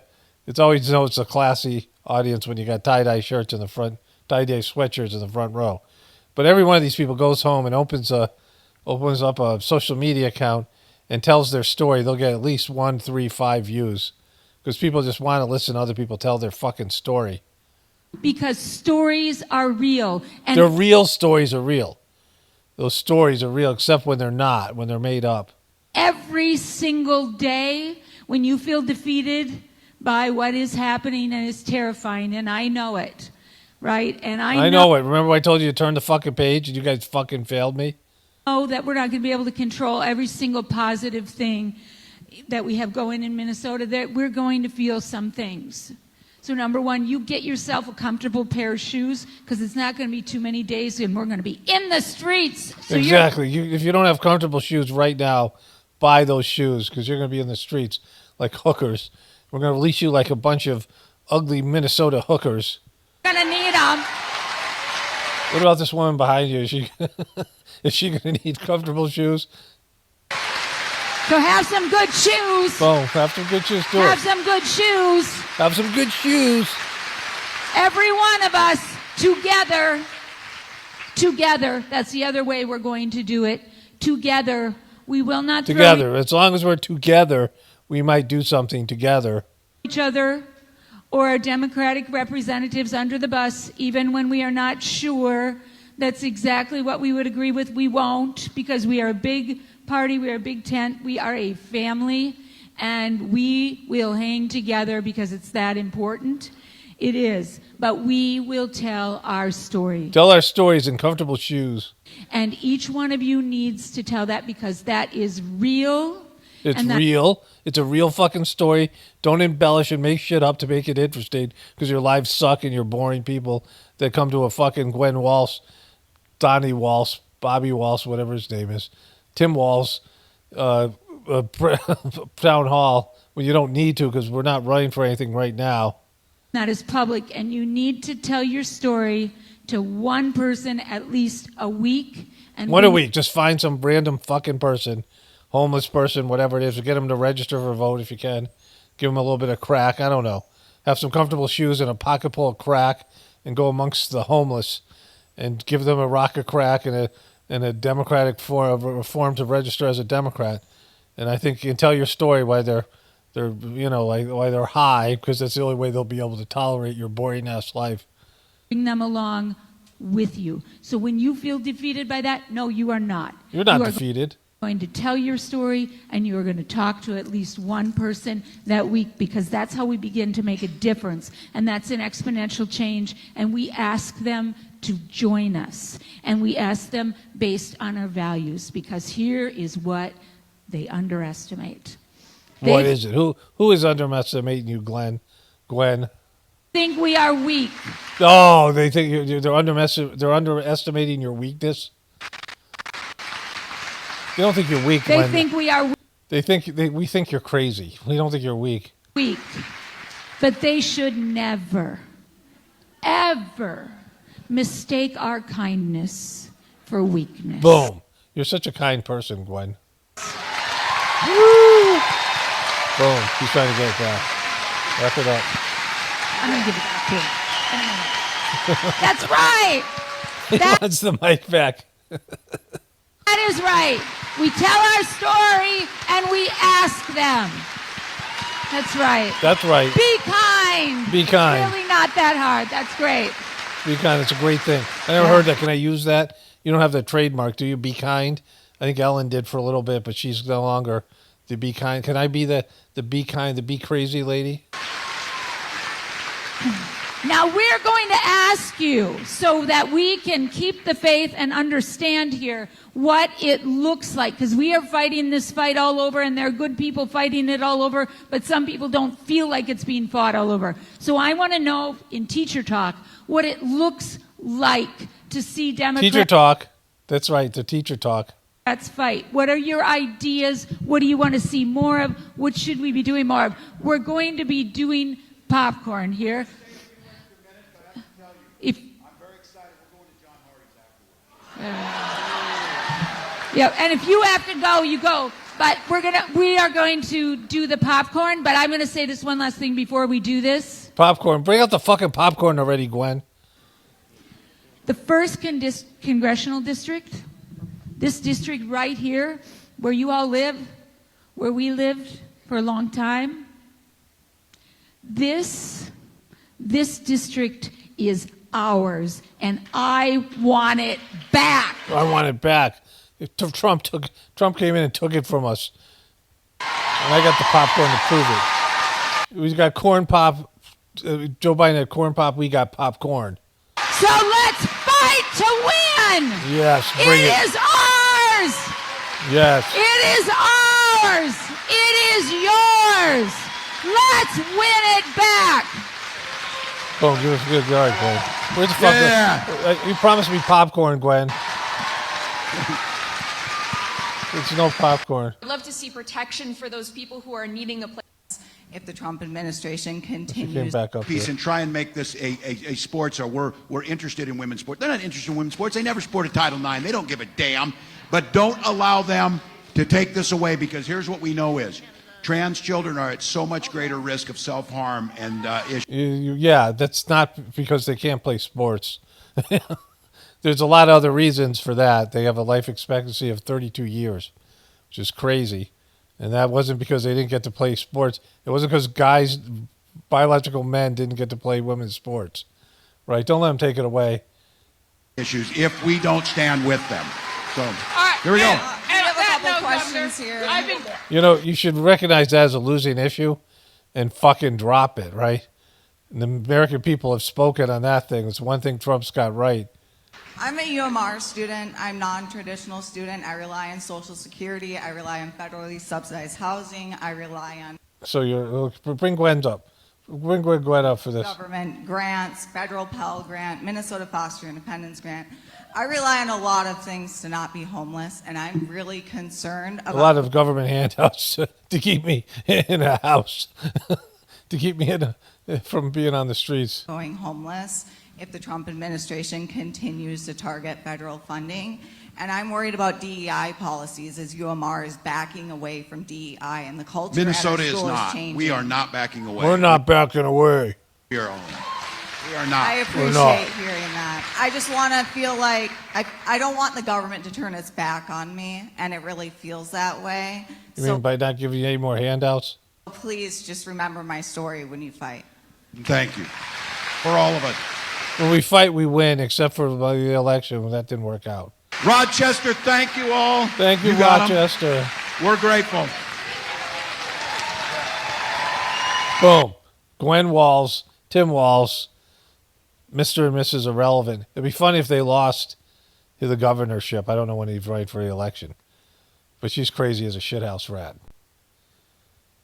Okay, one more thing to get to here because I probably won't be covering this much longer. The president of El Salvador also tweeted this that I find fascinating. He says, Abrego Garcia miraculously risen from the death camps and torture, now sipping margaritas with Senator Van Hollen in Remember that tweet? That was great. tropical paradise of El Salvador. I mean, that was the first thing I noticed. I was like, are they at a continental breakfast? Like, what is happening? I'm not even trying to be funny. I know. I mean, I said it, Applebee's. Very first thing I noticed was like, that was not what I expected. But let's be real about what's happening here. I mean, this is propaganda because That's the other spin. propaganda of the whole situation is that this is a hellhole. They were literally telling us the other day that it was a hellhole. You know who called it a gulag? The Vice President of the United States, J.D. Vance. So, boom. Which is it? I don't know. Whose word do you take? I see these pictures tonight, and I think, boy, the party of women is really covering itself in glory tonight. I mean, I don't understand why the American left falls in love with the worst people. You've got a gang-banging, human trafficking, wife-beating, illegal alien, and a United States senator in a ludicrous... Okay, so none of those things are true. You know, like he said... display of energy is in... This closeted gay Republican dude that supports Trump 99% of the time, right? You miss the very point of this thing. It isn't about the guy. It isn't about anything to do with anything that other than the fact that there was no due process, that there is a system in place, and there's a system for immigrants, and there's a system for American citizens, and then there's a global system.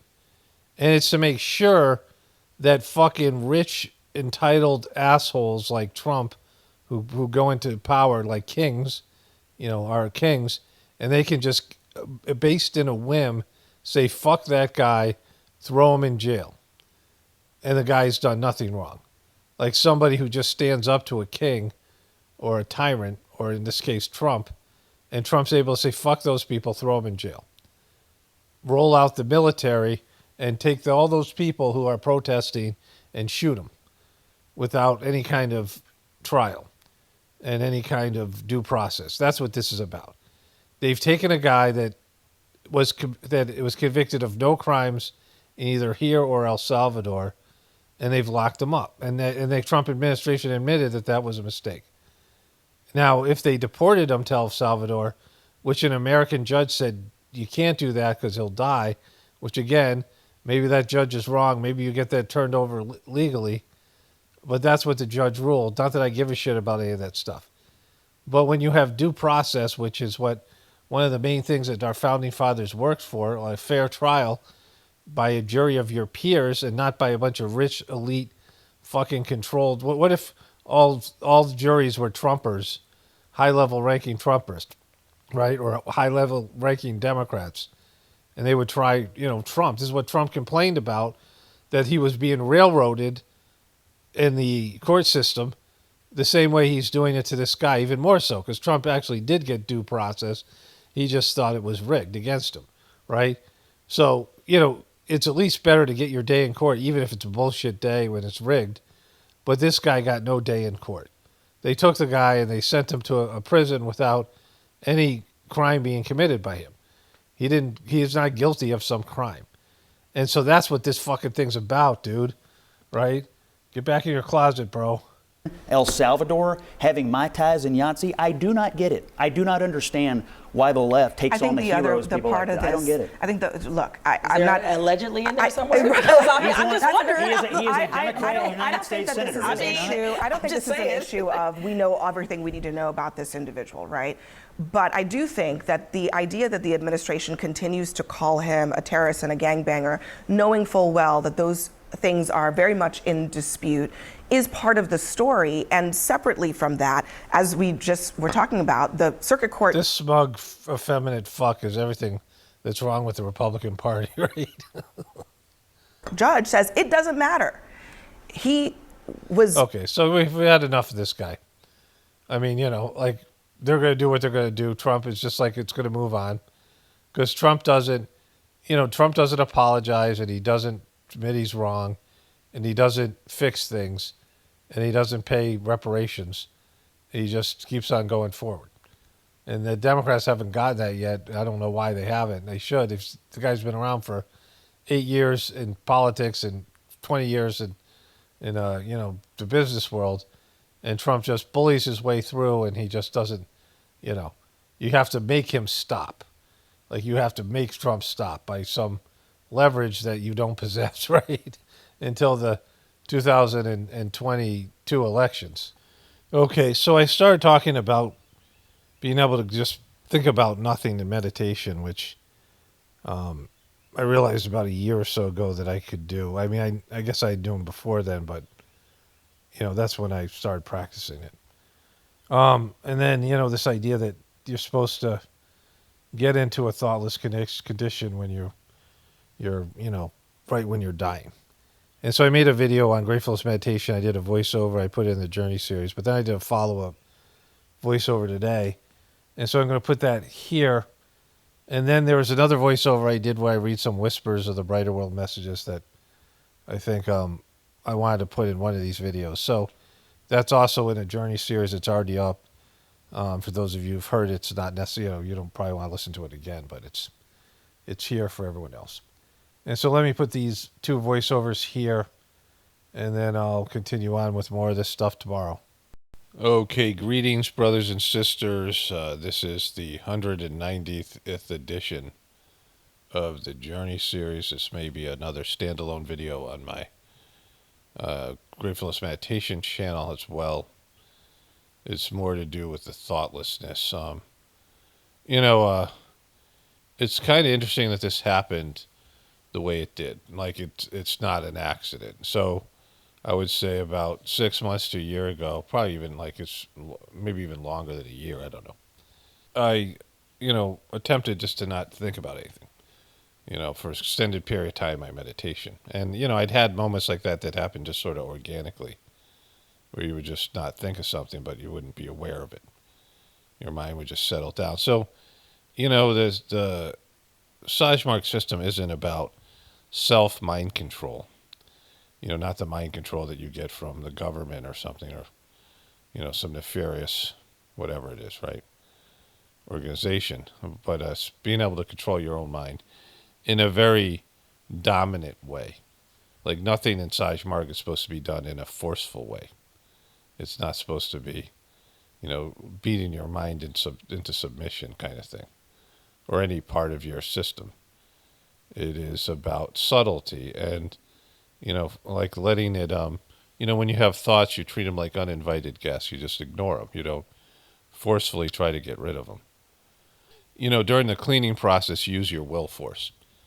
You set your will, and there's things in the system where you set your will, and then you use subtlety to achieve the manifestation of that, suggestion and things, right? And it's all happening on an abstract level. But mostly it's working to be in the flow. And so, very specifically, it's just about achieving something that needs to be achieved, that you need to achieve, that all the powers that be, the divine powers that are there, are helping you achieve something. You're just accepting it, right? You're accepting the condition. You're going along with something that is meant to happen. So there's no sense of having to, grind your teeth together and muscle your way through and grind it out and force something that's not supposed to happen, right? So this idea of a thoughtless state is you're just allowing your mind to relax and not think, right? Because you think all the time, even in your sleep. I mean, your mind is doing things subconsciously, and it's doing things to keep your physical system going. Whatever your brain does, not your mind, your brain. Your mind is a field. Your brain is, the physical brain is doing things that you're just like your heart's beating, your brain is doing, when they say you're brain dead, like you need your brain to keep your functioning, right? But it's just allowing your brain to rest, in a sense, and not entertain any of these thoughts. And get rid of this idea of random impulsive thoughts that just pop up that you can't control. Like people have obsessive thoughts and thoughts that, think about all the psychological, people's money that they spend on these, psychological, therapy sessions and drugs and all kinds of things to keep them from having these self-destructive thoughts, suicidal thoughts, murderous thoughts, any negative thoughts that they have, right? Where these thoughts are, the separate split personalities, these things, right? Where your mind and your brain and your, whatever your consciousness is taking control of things and making you think things you don't want to think, or you see something in a movie that disturbs you, or you see something in life, your traumatic event, and it keeps on coming back up and you can't process it. Like you don't want to see it. It's so traumatic. You can't deal with it. You went in a state of shock, and, there's all these functions of your brain that your consciousness that, there's sleep, and there's different levels of sleep and brain functioning during those levels of sleep. Same thing with meditation and these other things. And your brain goes into has many different modes and functioning and things like this. And so, people's inability to control negative thoughts. And again, using force doesn't work. You can suppress them, but they're still there. So it's none of those things, right? It's allowing a natural state of thoughtlessness, which can be achieved through the Sajmark meditation. And so I was like, well, I could not think about anything. Because in meditation, there's a flow to it. And also there's information being downloaded into your system. Sometimes the thoughts that you have are coming from a divine being through a channeling process, or, you're a soul. Like, one of the things that was very interesting is that the medium, the Sajmark medium, who takes Whispers of the Brighter World messages, would take these messages from Charji's soul, the master, the living master was Master Charji, the third master. And Babji was an excellent medium. And he opened up he created the the capacity in Chargy to be a medium, but Chargy just wasn't that. Like that was something that Chargy couldn't do. Like everyone has their sort of style and their abilities, and he worked so hard he couldn't have done like the medium, the French medium took 20,000 channeled messages. It's the most that's ever happened on in the world, and she was physically unable to do anything else. She couldn't hold a job. She couldn't even go to gatherings because of her back issues and her physical limitations. So she sat in a room and took these messages, and people helped her. She was almost like a handicapped person. She was in a horse accident and fell off a horse when she was a kid, and a doctor she described as a butcher fucked up her back, and she was never able to function as a person after that from a childhood. She was in constant pain, like nerve pain and shit that debilitating. And so, she could do these messages, and she had a past life as a medium and, as a disciple in various spiritual traditions, so she was well versed at this. And so Chargy's soul would come to her and give her messages, and the messages were called SE, spiritual entity. And then Chargy would be sent a message from his own soul, right? So, I mean, there's all these functions that are going on. There's layers of consciousness. And so in that, you are not supposed to be in a thoughtless state because ideas come to you during meditation. Like there's messages and things and, whatever. Inspiration, that's where a lot of my content comes from, is this process, not just through meditation, but through, when I walk is like a walking meditation, or, I start talking, like just information flows through. And so, it's not thoughtlessness isn't the goal. And so I didn't really press it. And I didn't have, many thoughts during meditation to where it was like, I thought it was a problem.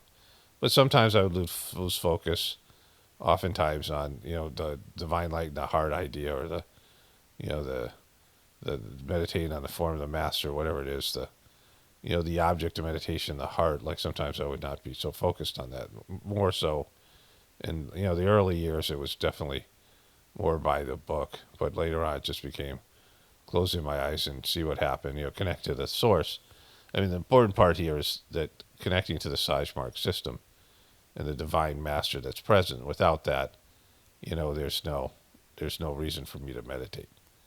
The Klenian transmission and the services and the whatever Sajmark is on various levels of consciousness, it's the only reason I'm doing it, because the system is so effective. Otherwise, it's, just poking around in the dark and doing things without any sort of guidance, which can be disastrous and at the very least ineffective. So I would, we all meditate anyway. Like meditation is just a natural state of your brain and your consciousness goes into. Just like sleep, you can't avoid a meditative states. But to meditate as a purposeful thing, there needs to be something to meditate on, and there needs to be a process that is, relevant to the spiritual evolution of your soul, right? And the Sajmark system provides for that. And so, I have had moments of thoughtlessness over the years, and that's a part of it. Like, it's very helpful in different ways. But I hadn't really worked on that. And so when I did it, and I was able to do it based on the, training of the Sajmark system, I was like, oh, that's good. Like, I can, just do that. And I, maybe dabbled in it for a little bit, over a period of time, but like it just didn't stay. And thoughtlessness can also be holding a thought. Like in the Sajmark system, you give a suggestion and then you can just shift into a abstract consciousness where you're not, having physical reality thoughts, like the kind of thoughts you just have on a day-to-day basis. And you're focused, you're putting your will behind that suggestion. So that's something you would do as a preceptor, as like holding a thought. But also as an abhyasi in your own capacity of meditation, right? But, these positive suggestions that are given, and there's, trainings, the preceptor training is specific, and I'm not, going to get into that part here in terms of, maybe that should be discussed in the future, but, in self-suggestion. But it's like having the thought of a star of sensitivity in your heart that we did during those 7-day period, the idea would be like, you have the thought of there's a star and it's illuminating my heart. It's, growing in my heart region. And then you just shift into a lower, a deeper level of consciousness where you're not thinking that thought. Also with the 9 o'clock prayer. All my brothers and sisters are filled with love and devotion, and real faith is growing stronger in them. And then you're holding that thought, like in an abstract way. Not thinking of the words disappear, but the idea that's there. And then it becomes more and more subtle. Then it's the merest suggestion. The suggestion that God gave to create the universe was of the most subtle, merest, the less words are, too heavy.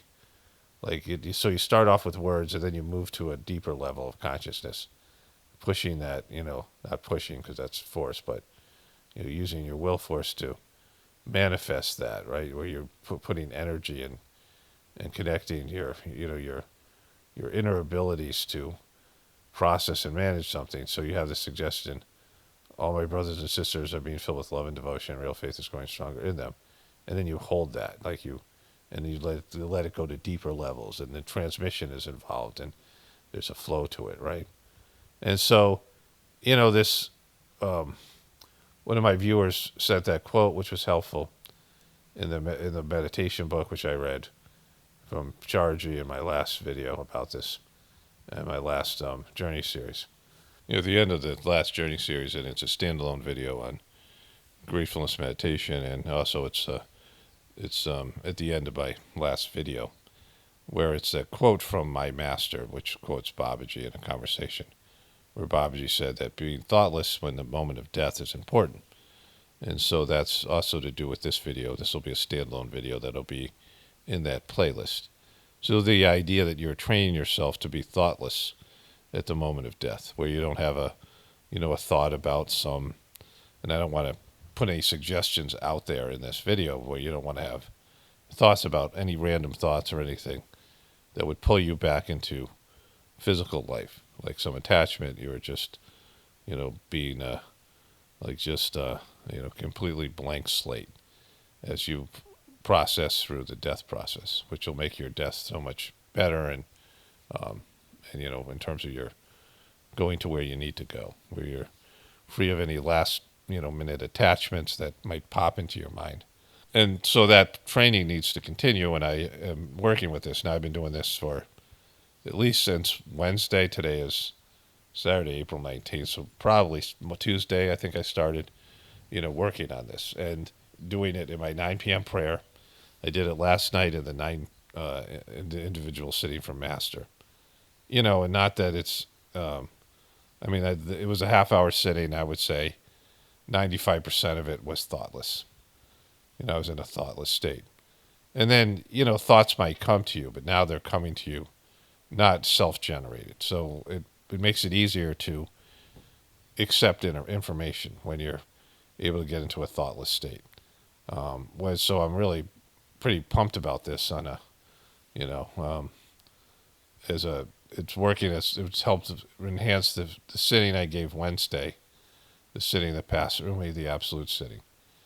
Being able to be thoughtless for most of it, especially for that, because it's the suggestion you're giving as a preceptor about connecting the Abhyasi directly to the absolute. And so, the way that this all unfolded, I feel like it was meant to be.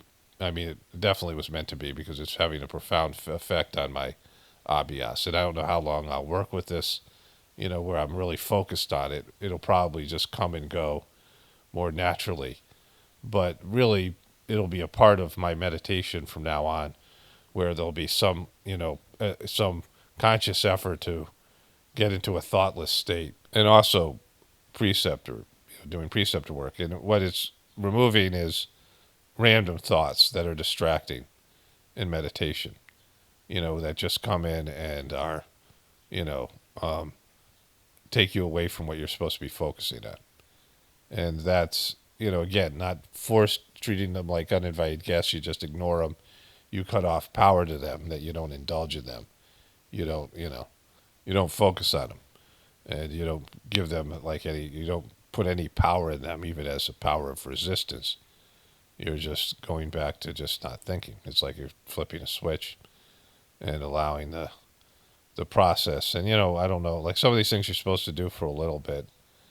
Like constant remembrance, if you do it for a week, the idea that God is doing everything for you, through you, and God's having this experience and you're just participating in it, that everything is God and everything that you're doing is coming from the divine, and this idea that it's the divine master that's doing it for you and through you.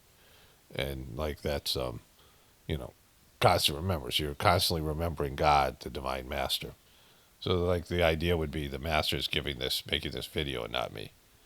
The master is eating this food and not me. Like it's, we're doing it together. Like the master's, you're remembering the master, having him, God, divine master is God, and the divinity within you and your soul. And that you're just participating in it with your soul, with the divine master. And the physical master would be the representation of that, right? And so, this is a process like that. If you practice constant remembrance, like legitimate constant remembrance for a week, you really work on it, it becomes automatic. It becomes something that you do automatically. You can't stop doing that on some level. It becomes more subconscious and things. But this idea that the master is there, and that this idea that you're a part of God, and that your life is God's. It's no me. There's no individuality, or there is an individuality, but that it's still within the framework of we're all connected and we're all working through and with God and for God, and we're all participating in this divine, manifestation of the physical earth and then our spiritual essence. So towards the end of his life, Charji, and I should find this talk. I listened to it recently. I think it's in the Sajmark channel. But he talks about how he'd wake up and he didn't know who he was or where he was. Like what he was doing. Like he was like an innocent child waking up in an old man's body, right? Like he was lost sense of, self in a sense, right? The egotistical self. So, all these things are, important. Like, you're merging back in the source and you're losing your physical bodily identity. And it's, this is a part of that. So this happened in a very naturally organic way. And it's really transformed my meditative practice, only in a few days. And it's, and it was there. I mean, it was something I probably could have done 10 years ago because of just the meditation. You learn to, and again, control is not, I don't like the word control for obvious reasons, but control your thoughts, like in a non, like clenching your fist type of way. It's not like that. It was a more of a relaxing process. And, like I can deepen it. Like when I'm putting some effort into it, I can notice that I start to breathe harder. Like my breath changes, like I'm actually exerting some effort. And then if I relax my breath, it goes even deeper, right? And it gets more subtle. And so, it's teaching people to meditate and teaching yourself to meditate is difficult. And that's why the Sajmark system says just start meditating and it'll come to you. And everybody has these epiphanies. Like Master Charji was editing Babaji's voice reel, and this was talks and little, excerpts of Babaji's, some of his teachings and things that were all put together in like a book format. Messages that he gave at gatherings and other things. And he wrote somewhere that Charji read this, or he said this to somebody, or I guess he wrote this. I never thought that anything that was my master's was not also mine. And Charji said he had read this a few times, but it just registered to him this idea. And he took this idea to a deep level. And he said, my spiritual progress started and ended on that day. Like it was his big moment, which made him the Babaji's successor. That everything that the master had possessed was also yours. The divine master and the physical master. And so, like a father, like, the traditional father-son relationship where that would be a part of that.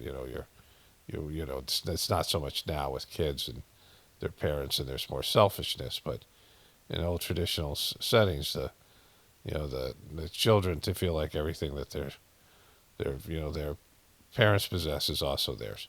But this is a spiritual, ideas like spiritual wealth, like everything that the master has achieved is also achieved. It's ours to achieve as well. It's all ours for the taking, right? Not in a taking way, but in a, it's there for us. It's there. Everything that, it's a different idea in the Sajmark system, that there isn't one guy and you worship that one guy. It's that you're supposed to become that. You're supposed to, everything that's the master of Sajmark system achieved is also yours to achieve, right? Once Chargy came up to the gate, like there's a gate or a fence around, a metal fence, like, it's like high. It was like, 5 feet, 6 feet tall, probably taller than me, a little bit taller than me, 7 feet tall. And it had, I think, spikes on the top of it, like you couldn't really climb over it. And he would be inside sometimes in his garden in the master's quarters. And people would sit out the front gate trying to get in to see him. And they'd let people in from time to time. And sometimes they let everybody in, and Chargy would just be sitting there with all the people. He made himself available, probably the most of any of the three masters. And, whatever Daji's done, he's same. Daji's even worse at giving of himself, but, that doesn't matter because he sucks. But there's a time where there's a bunch of people sitting out there taking pictures of him, like, just like not cool stuff. And Chargy went up and opened his arms and said, "Loot me, right? Take anything that I have. You take it, right? I'm not withholding anything." So it's just your choice as a practitioner of the system, like how much you want, because everything that you take from the Divine Master comes with you have to use it for God's will, like you have to use it for a purpose of service. And so the more you take, the more you're responsible to work, the more that you participate in the system. Like even for what I'm doing here, right? The more that I receive, the more that I have to pass it on in the Gratefulness meditation, and the more I have to take on, right? These types of things. But anyways, so this whole idea of thoughtlessness, and it's contributing to, it's a condition that has been opened up. And it just, like I said, the timing of it, after we did the 7-day sitting, Babaji's birthday gathering's coming up in 10 days. And so, all of those things. In fact, I have to, reminding people here that maybe if you want to do the 7-day sittings again, the 7 sittings in 7 days, or any of the other, the 3 sittings in 1 day and these things, or just, focus on doing some of the individual sittings that are there, whatever it might be, or starting the meditation, doing the 3 first individual sittings, which I'm going to redo these sittings because, I think the capacity to do these sittings has grown from reading the Preceptor book again. And then also, this thoughtlessness thing, because the sitting that I did Wednesday was so much better. But, just doing the 7-day sittings, 7 sittings in 7 days, and all the things that are happening and the timing of it, what's going on in the world, and the stress and the end of the, the system, like some of the big, you can see the system coming down around us. It's really, I don't know, important. And so I'll continue to talk about this thoughtlessness stuff during this journey series, the 190th. This will be, the last one was an introduction to that, where I talked about the end, the audio at the end. I'm going to put that audio here, that, just because it'll all be in one video. But this will be the audio that I did yesterday. That was the end of the journey series and stood alone. And I'll do that for the journey series. But it also, for this, if you're listening to this on Gratefulness Meditation, it's the video entitled, I just put it up yesterday. I have to open up that tab here. But that video is entitled Thoughtlessness, the Thoughtless State at the Time of Death. And I'm going to make that public right now. And that is from April 19th. And that's also a part of the playlist on the Gratefulness Meditation channel of the these are sittings and things preparing for death. Okay, so let me wrap this one up here. I'll probably put this also in my, I'll definitely put this in my, the end of my video. And there's some Whispers messages that I meant to include in my last video, my normal video. So that'll all be here. Yeah, so that's it. Greetings, brothers and sisters. Today's Tuesday, April 15th, 2025. So I'm running out of space on my toolbar. I have about 80 Whispers of the Brighter World opened, and I want to read these definitely for the Journey series and probably also for the my regular video. I'll put this at the end of it. So this is Wednesday, April 3rd. I'm just going to blow through these and get these done as quickly as possible. Wednesday, April 3rd, 2002, 10 a.m. Don't let yourself be affected by the ebb and flow of life. Preserve yourself by letting the events pass like images on a screen. Give them just the right amount of attention, no more. Your inner being is following its way, unperturbed and seeing only the goal, the fusion with the ultimate that will be released. That will release it from exams it had to pass. So this is talking about detachment in a very, I guess, poetic way. You know, being detached from your life, living your life, but also being detached in a way. You all should also show only the amount of interest suited to the many events of your earthly existence. Imagine how it will be when you have completed it. Start building it now in order to enrich and prepare yourself for more heartening horizons. The tragedy of a great number of human beings is that they attach too much importance to the events that punctuate their lives. Get used to placing them in the context free of excess interest you will all attach to them. It is not easy to control oneself, to put things in perspective while being in real life situations. But this work falls to each of you personally. No one can do it in your place. Progress to the end will make you grow in wisdom. See only the essential by taking refuge within yourselves in the highly protected place, far from the frenzies and the worries, and you will find serenity again. Make efforts. One day, the divine goal will be reached. Babaji. So this is a great thing. I'm going to put this also in the Gratefulness meditation under, some kind of, maybe I'll have a playlist for instructions. But, this is the kind of thing that needs to be thought about constantly.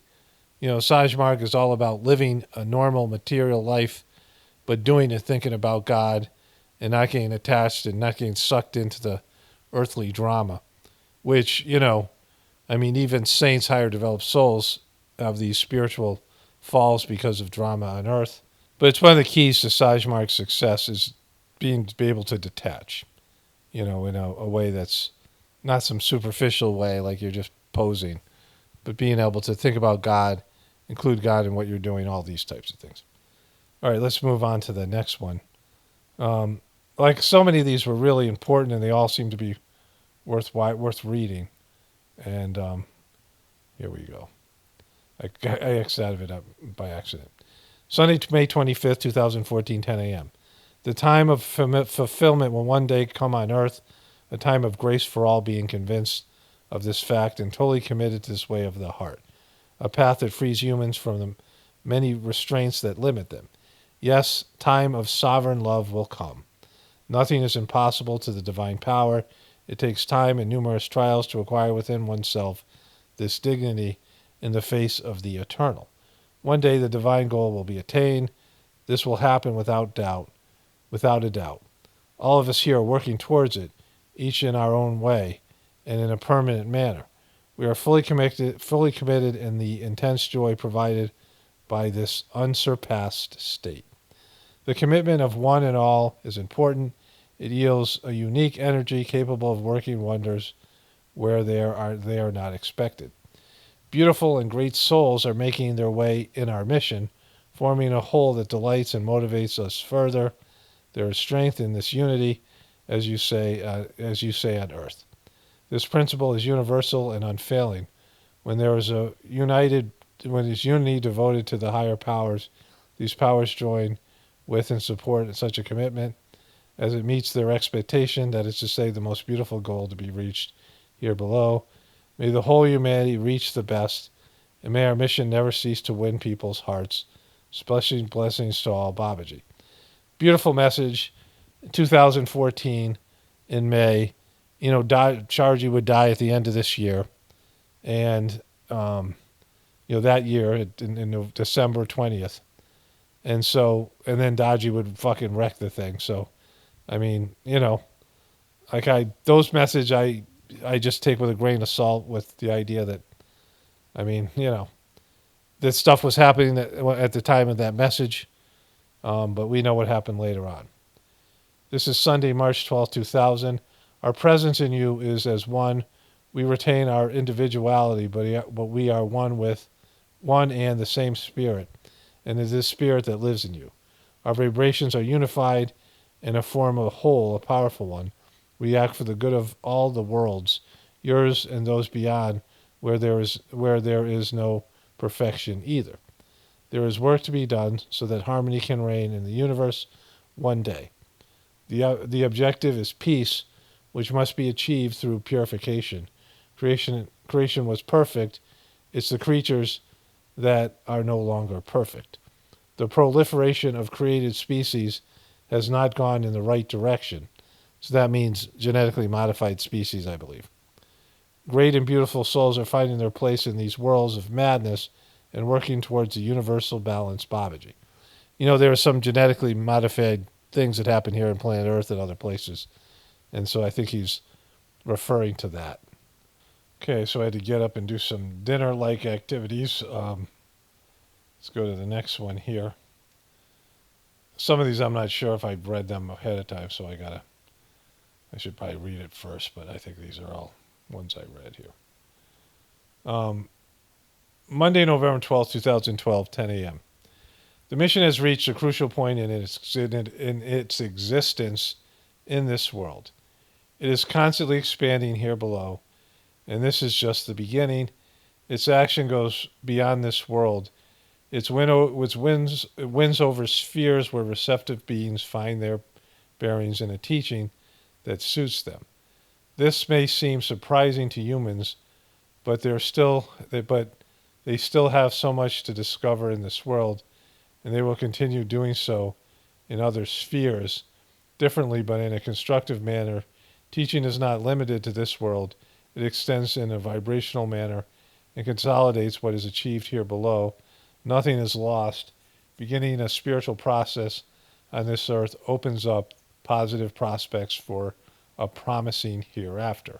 I just want to say a few things about that.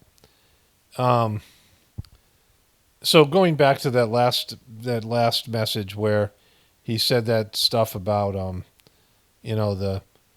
the creative species, the created species, are causing problems. Now, he could have been talking about creation through God or ones that were genetically modified, which is, both things exist. But the other thing I want to talk about here is what he's just said. There's two things that are important here. The one about the mission growing. The mission has reached a crucial point of existence, and it's just the beginning. This thing with Daji has fucked all these messages up. It makes it seem that they've lost some credibility, which maybe they have, I don't know. Because the messages themselves are being given from a place, a divine place that is beyond the physical third-dimensional reality. So it's beyond the fourth dimension of time, which time no longer is linear. And so when you're beyond the fourth dimension, you can go to any point in time in history through thought process. You have the power of thought without your physical body. So you can, you have an etheric body, so you're not bound by time, right? And so either this is part of the plan, Daji fucking up the mission, or it's not, right? But the other thing is that in Sajmark's system, many people come to religion because they're worried about what's going to happen to them after they die.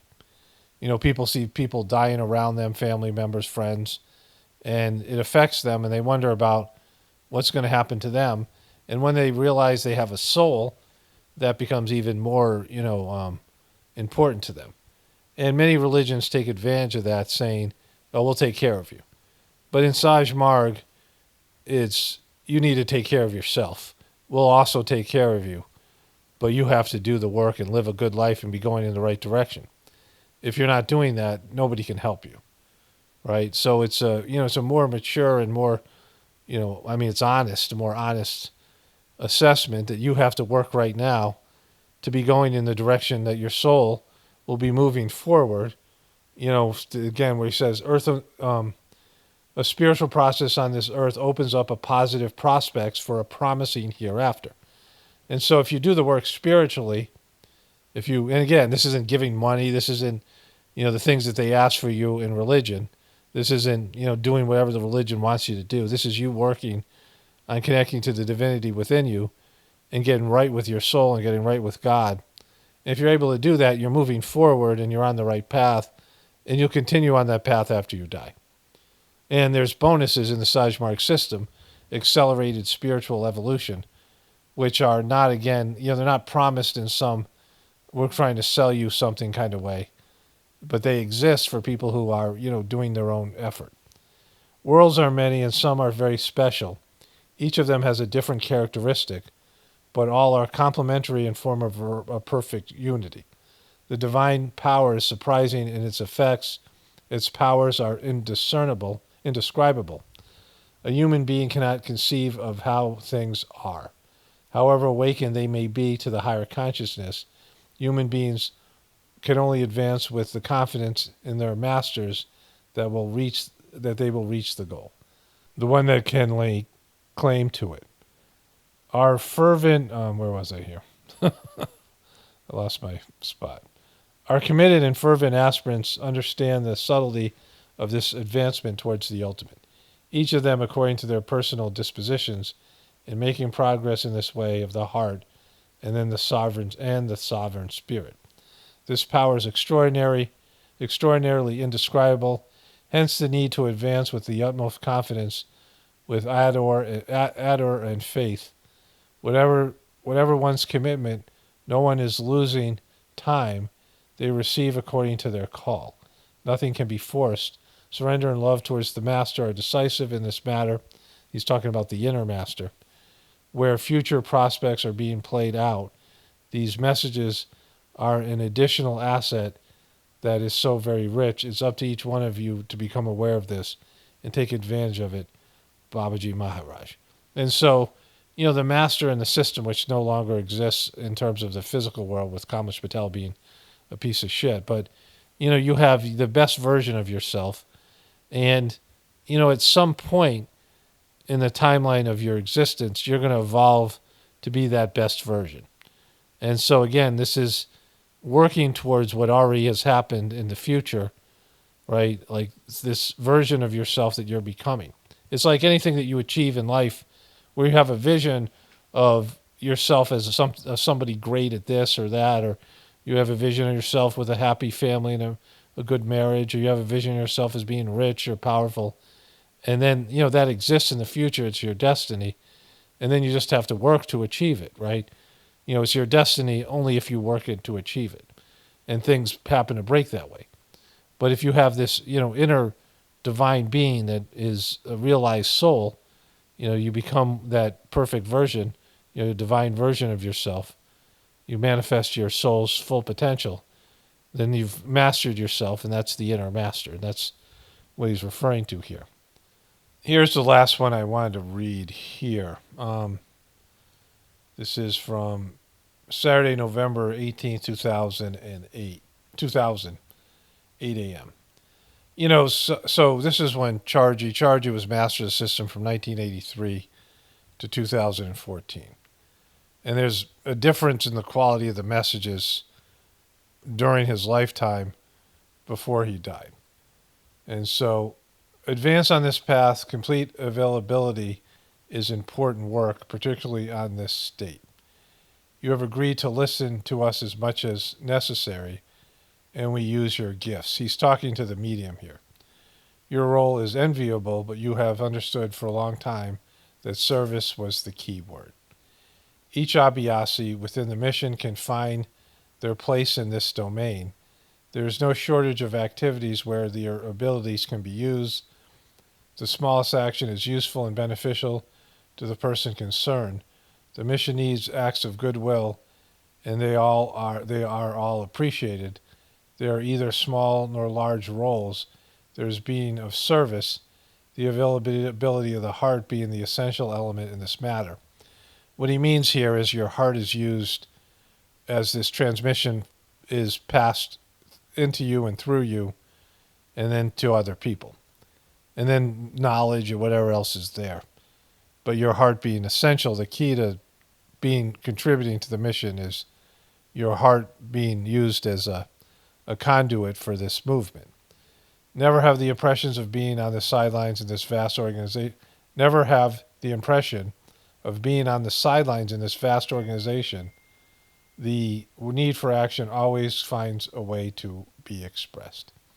If so, there is no cause for any of you to feel excluded. To actively participate in all spiritual events is a considerable commitment for you, as well for the whole group, Babaji. So the problem with that, and I agree with that message, and of course in 2000 that was true, but there was always issues in doing work for the mission.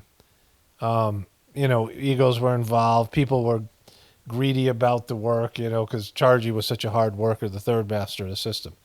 Like, he personified work and service.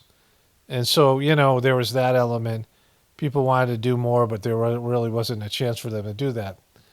And then the stuff with Dodgy now, where everything's a fucking mess. So, it's something where, that's true in principle, and everyone should have value and does have value. Even if you just meditate and do the prayer and do certain activities, it contributes to the world as a whole.